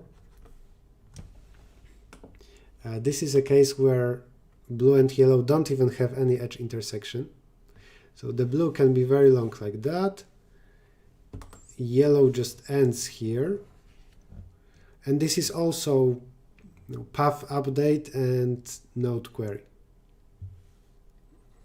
So actually maybe this says that proper implementation of those two will handle everything. Because if for blue we added +1 everywhere, then for yellow, when I ask about the value here, I will get the number of such blue paths here down. But all of this still doesn't compare this guy and this one. So I need a final trick. The final trick. And what I showed you, by the way, isn't that easiest approach. What I showed you here, I think, is just completely the thing I wanted to do. And I told you that somebody told me an easier approach, slightly easier one. I guess I didn't go into that direction. Anyway, the final trick. The final trick comes from this nice implementation of HLD. I will not use HLD, but this is where the trick comes from. Forces, HLD, paths and subtrees. If you don't know this technique, you should for sure read it. It's this. And in short, we reorder children of every vertex. Here's the link. For every node of a tree, we make sure that the first child is the one with heavy path. So the biggest child is at the beginning. That's the idea. In HLD, if you want to handle path queries and subtree queries, you need to do that. How do we use it here? I will reorder children. Before answering queries, for every node, I will guarantee that edges are sorted from left to right, according to IDs. So maybe here ID 2, ID 3, ID 6, 8, and 10.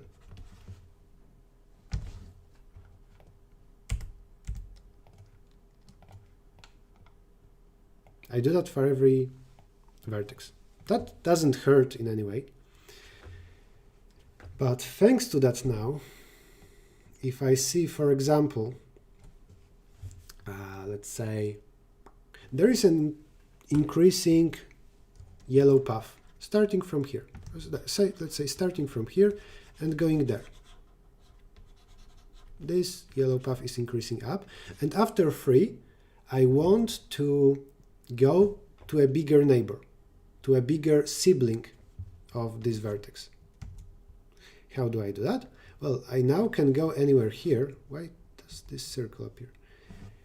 And here's the final trick. Consecutive siblings of the same parent their subtrees are represented by one big range in the whole tree if you do, pre-order traversal. To handle any kind of query that we talked about here, like path update, anything like that, what we have is a segment tree that is able to add on a subtree and ask about a single value, or the other way around. Ask at single value, I mean single vertex, and get some from the subtree. And we get exactly that here. So all the vertices that are below those siblings are one big range.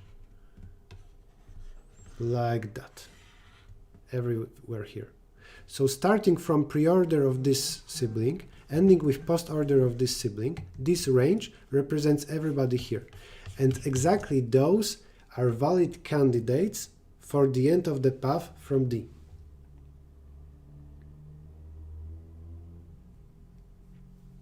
That's it.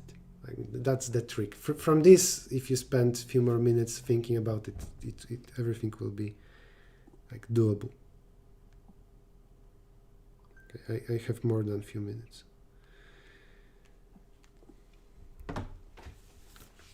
And I think that now I can show you something that doesn't require those two things. So we have the final trick with reordering children. And what we do now is DFS on a tree. Now we have the root. Root is, let's say, vertex 1. We have some stuff. For every vertex, the children are reordered according to edge IDs. So this one is smaller than this one, smaller than this one. And there is some vertex here. Its children are reordered. Everything is cool.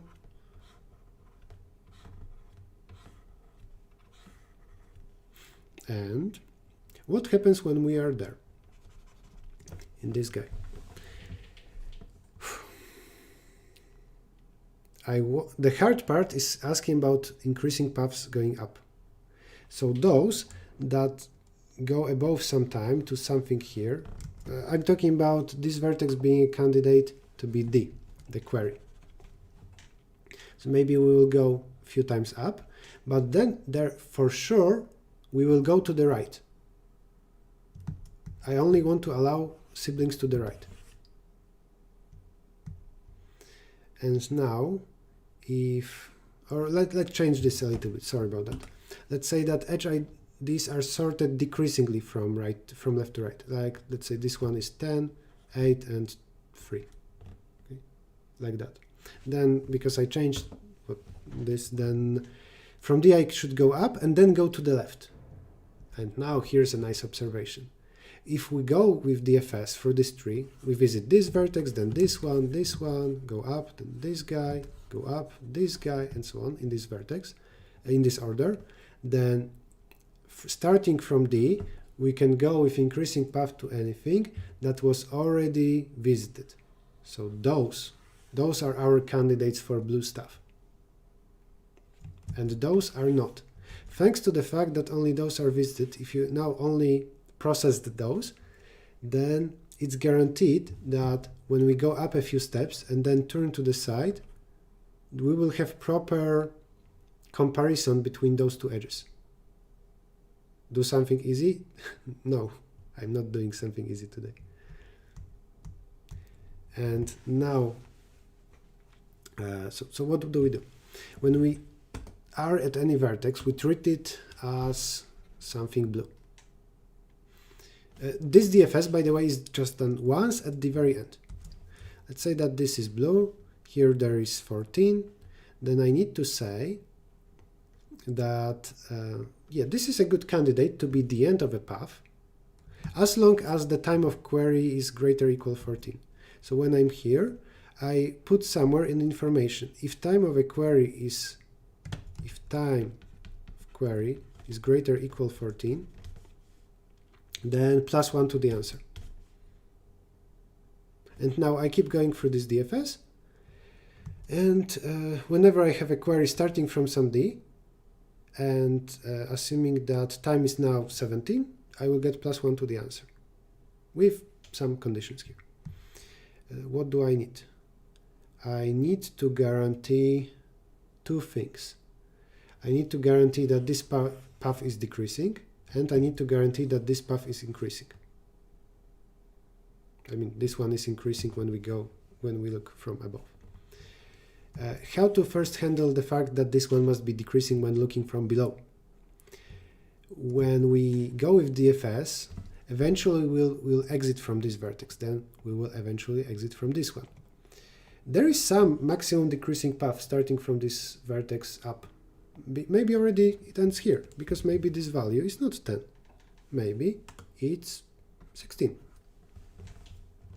Then when exiting from this vertex and going back here, we should cancel this event. So I'm at B, let's say this B, then I'm putting this in some data structure, and I also look at my inc app. This is inc app of B, and I put the following information.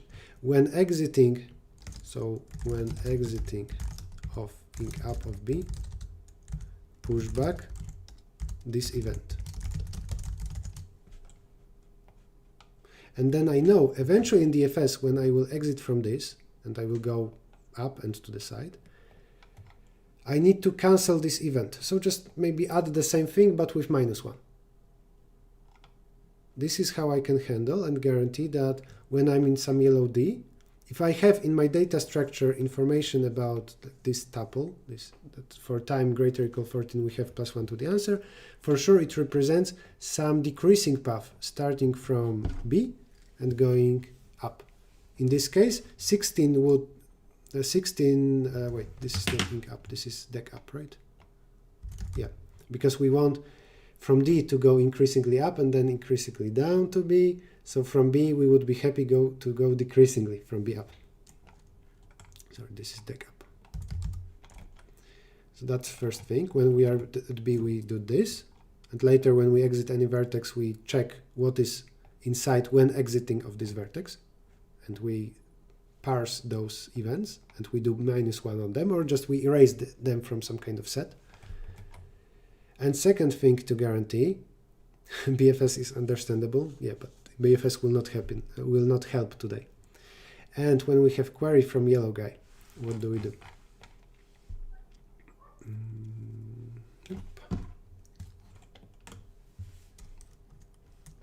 There is yellow guy. And he has some increase in path, let's say 2 and 5, but that's it. Then there is something wrong, 4 and maybe 3, maybe 7, whatever. We would want to just know about stuff growing from here to the side, to the left. So to do this, for D, we look up this node. This is what? Inc app of D. And when we are at inc app of D, what we have in our blue data structure is information about all those paths. When we are at D, we have information about all those blue paths. So it means that answer is to ask this query at node D and at this time. The time is time of the query. Minus this query for inc app of D, comma time. Because that will subtract all those blue paths that start from somewhere here and go to the left. Query of D time is just supposed to, when we are at D, it asks what's the number of blue things with proper time. So every time when I said that we have this blue data structure and we add +1 when time is greater than 14, this is just a segment tree. For example, we can say that here in a segment tree, we increased by +1 everything from 14 to the right. And then we ask about value at node. The end. I shouldn't have went through this and that at all. So those two slides become obsolete. They are unnecessary. This is unnecessary. Maybe they provide some intuition, but the solution is here. This is how we count paths going up. Do I have time to code this though? I spent too much time explaining. You're a blue coder, you can at least focus on blue parts of the drawing then at least. Right. Well, let's start some implementation. Why did they talk about this at all? Let's think for a moment about plus minus ones. Here I'm happy with anywhere from there. So when I enter D for the first time, I should already have information about my siblings here, about those guys. Okay, cool. What happens at inc up when I see this? Then I will have information about my left siblings, and it's good that I'm subtracting them. Cool. The complexity and login. I don't use anything more complicated than a segment and stuff that I already use in my code.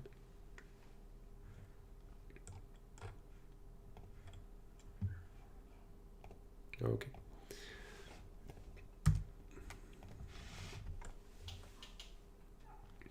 So after the DFS,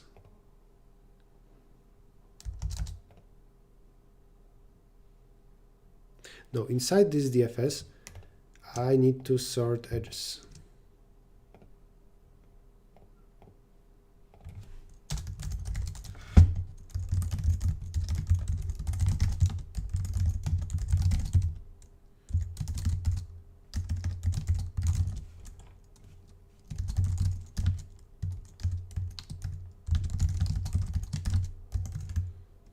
Sort them decreasingly by ID.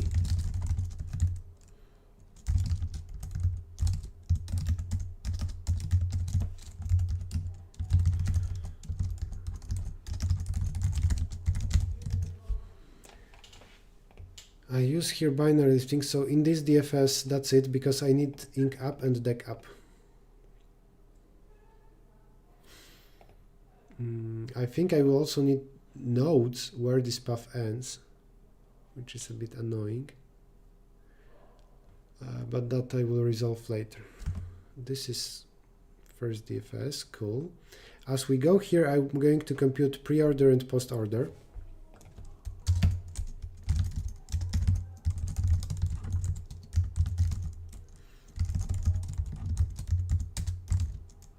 And can I have something like time?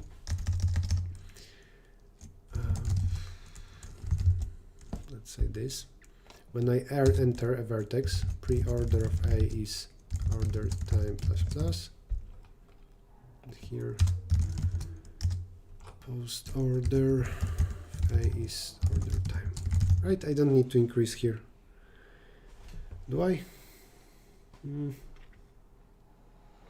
This will be 0, then this guy inside will be, let's say, from 1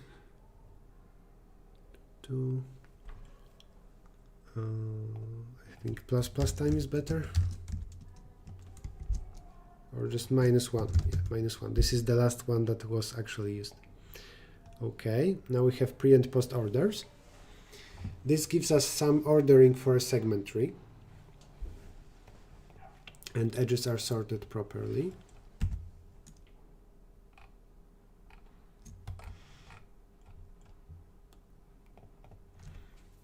What do we do now? We do second DFS. And DFS count. Why do we pass -1? Oh, that's previous edge. Yeah, it doesn't matter here. DFS count. And already at every node I need to store events, like queries about this node. Every query is described by what? There is an event here. Type ABD, but I would need ID as well. For now, let's not worry about it. here for then every edge in edges of A.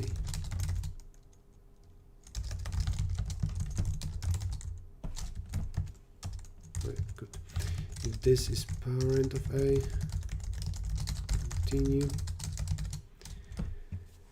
Otherwise, DFS count of B and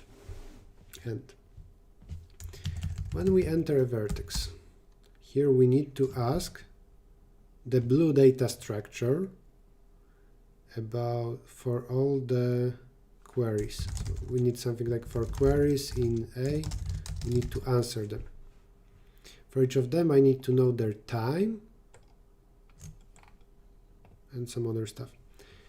Why no ampersand inside sort? Because I don't need it. I don't access anything, outside.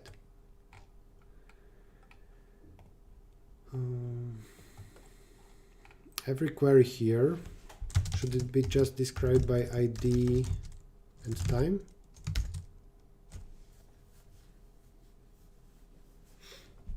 I think so.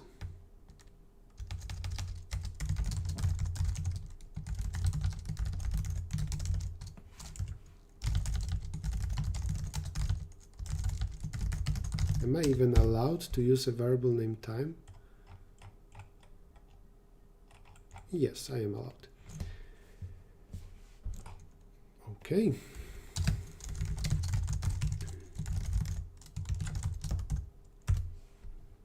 Queries might be used somewhere else. Or maybe not. Maybe not. Cool.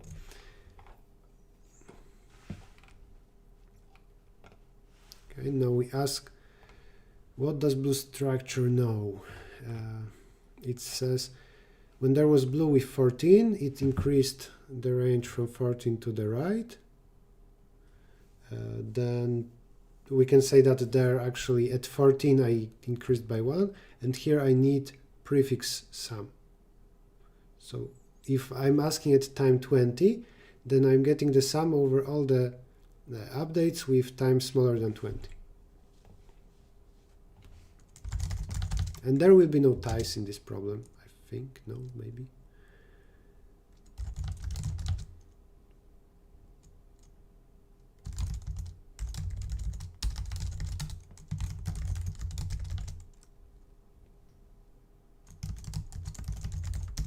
For now, I'm not implementing a segment tree. I'm just using something stupid like that. Later, of course, to replace with actual segment tree.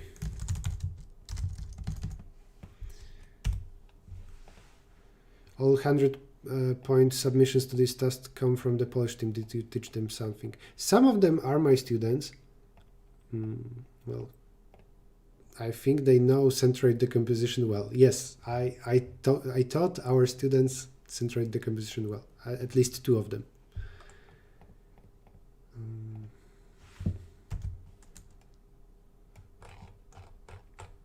Why it doesn't like queries?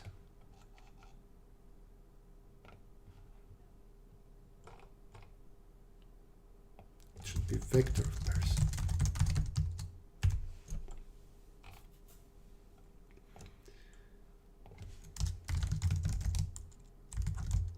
And this shouldn't be max n. This is bigger than that. Oh, even much bigger. Because so far max n was just this, I will just say that this is twice max n.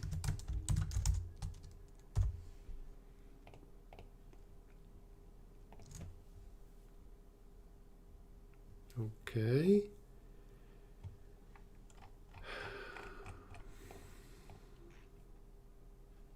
Then when I'm activating anything,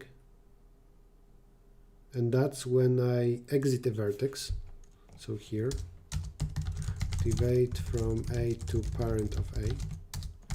If A is equal 1, then whatever already, otherwise I'm activating. How do I do that? I just need to look at the time from A to the parent, and I think I have that somewhere, edge up. So I need to say seg3 of edge up of A plus plus. like blue time 14, then there I increase by +1. Do I ever cancel it? No, that's everything on the left. Yeah, cool. Can centroid decomposition and HLD be used interchangeably? I don't know. I always use centroid decomposition, other than in this problem. This problem is an exception.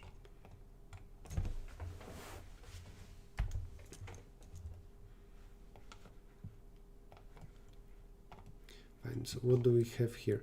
When exiting of this, push back this event. Oh yeah, because then I will cancel the blue thing. Maybe I should copy paste this. When exiting of this.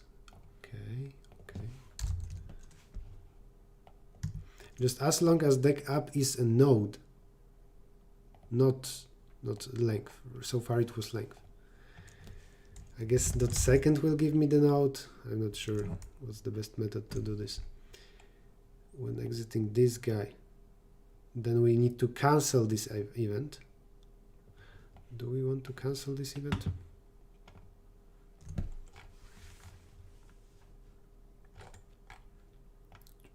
Yeah, I want to then do -1 at this time. So I need to push back a pair of this time and -1. So, well, I will just do -1 there. This is decrement when exiting of this guy that is deck up of me. And first, not to do something twice for the root. Well, that doesn't matter anyway. For everything, for all the times in decrement when exiting of A, sec3 of t minus minus.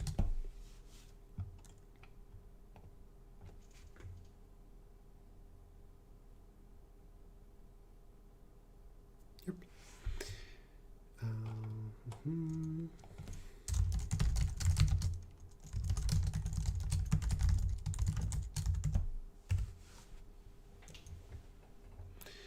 But deck up is now a pair, which is very sad. Here I use ink up, and again I need a pair. Okay then, let's do some modifications. This is a pair. It will be a pair of length, comma, node.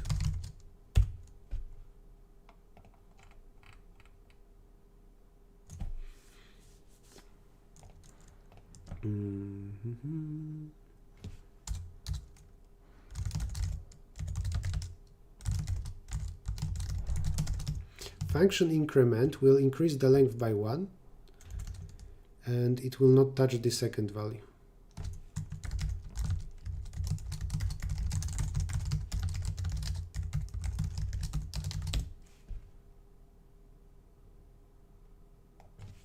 And it will return the pair.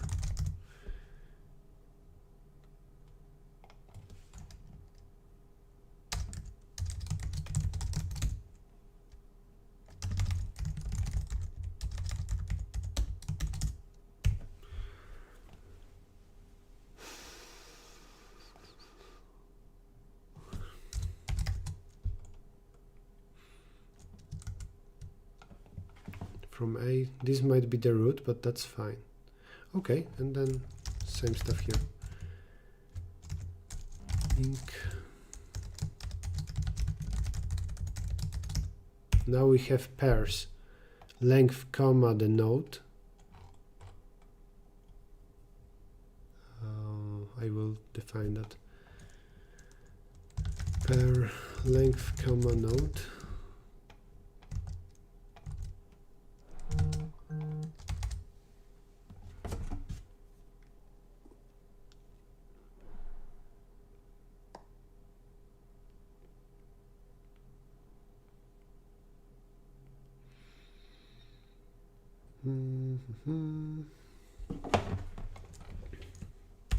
Let's fix the other compilation errors. Here I used first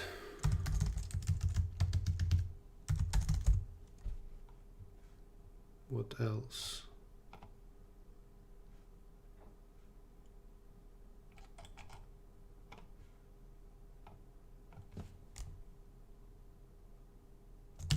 The length, right? Yep, the length.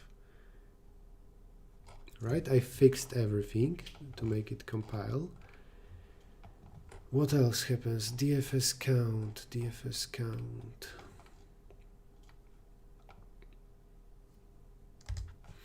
The last thing I said is that when we have at D we update the answer, but also at inc up of D. So when we have this, we should decrease the answer by this value.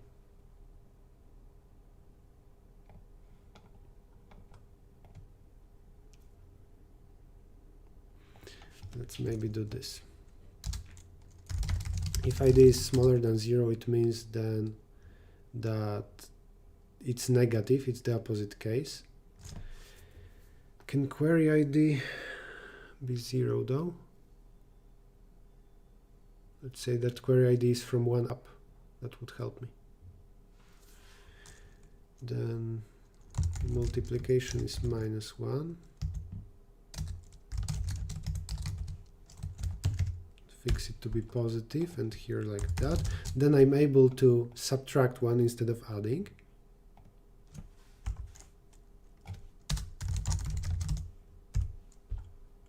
And I need to populate queries.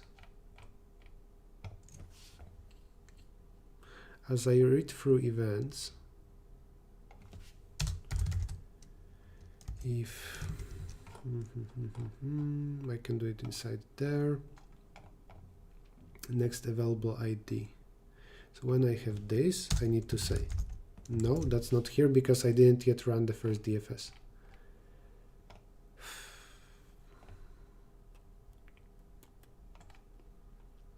Scout here. I need to again go through the events.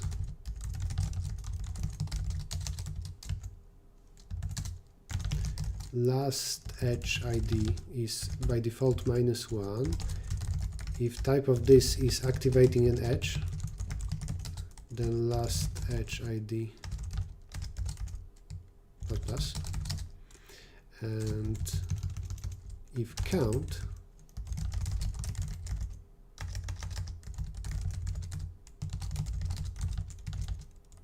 then there is this D guy, and queries of D, push back a pair. This is what ID. I need ID.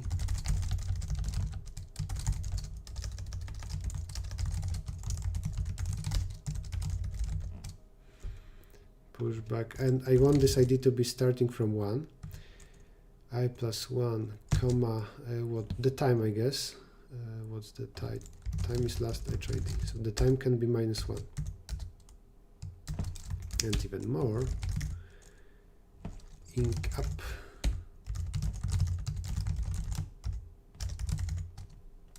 Minus +1. So there I will subtract.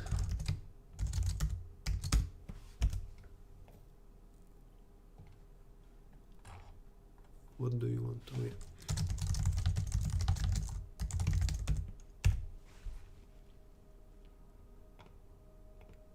Cool. Then when answering, I will again iterate over ID to be able to access that.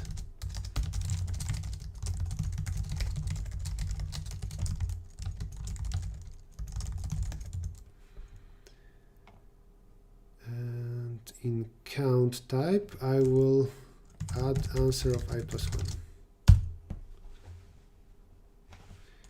There is like 10% that I didn't make a mistake, and if that's the case, I don't need that, then it works. 654. Not quite there.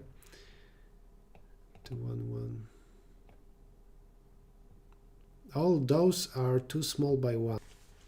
Debugging time, I guess. Or do I need to go? I think I need to go. But I finished. That's it. That's something. Okay. As always, the stream will be uploaded to YouTube. And assuming that I have time today or tomorrow, I will just finish this on my own, and I will point out where were the mistakes, if there were multiple, and of course I will do the slow parts faster. Yeah, I hope that today I will do everything, but I think I just shouldn't have explained this blue-yellow stuff. That was unnecessary. I should have explained DFS and that's it.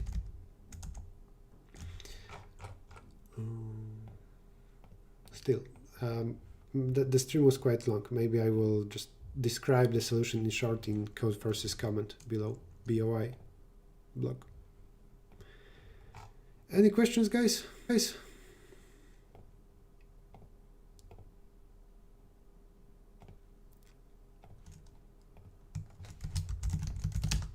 Register for cheap classes if you want, starting next week.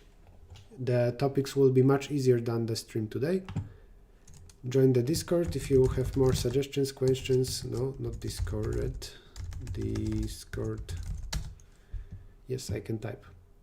And that's it. Thank you all for watching. In YouTube, the code and the corrected code and information on what was wrong will be in comments, in the pinned comment. Yeah. Sorry about this being so long and not full, but well, this is a hard problem, especially in particular this solution. It wasn't easy. Keyboard shortcut. For me, it's Ctrl-E, but maybe you have your own version in preferences. There are key bindings here in preferences. You will find it somewhere here, but in particular Ctrl-Alt-P opens preferences, and there are key bindings. A lot of stuff you can do. A lot of stuff. How often do you encounter a problem that you can't come up with a solution? How often do I encounter a hard problem? It depends on how much time I spent on a problem. Usually when I solve a code forces round, the last problem in division 1 I cannot solve. Here you go. Okay. Thanks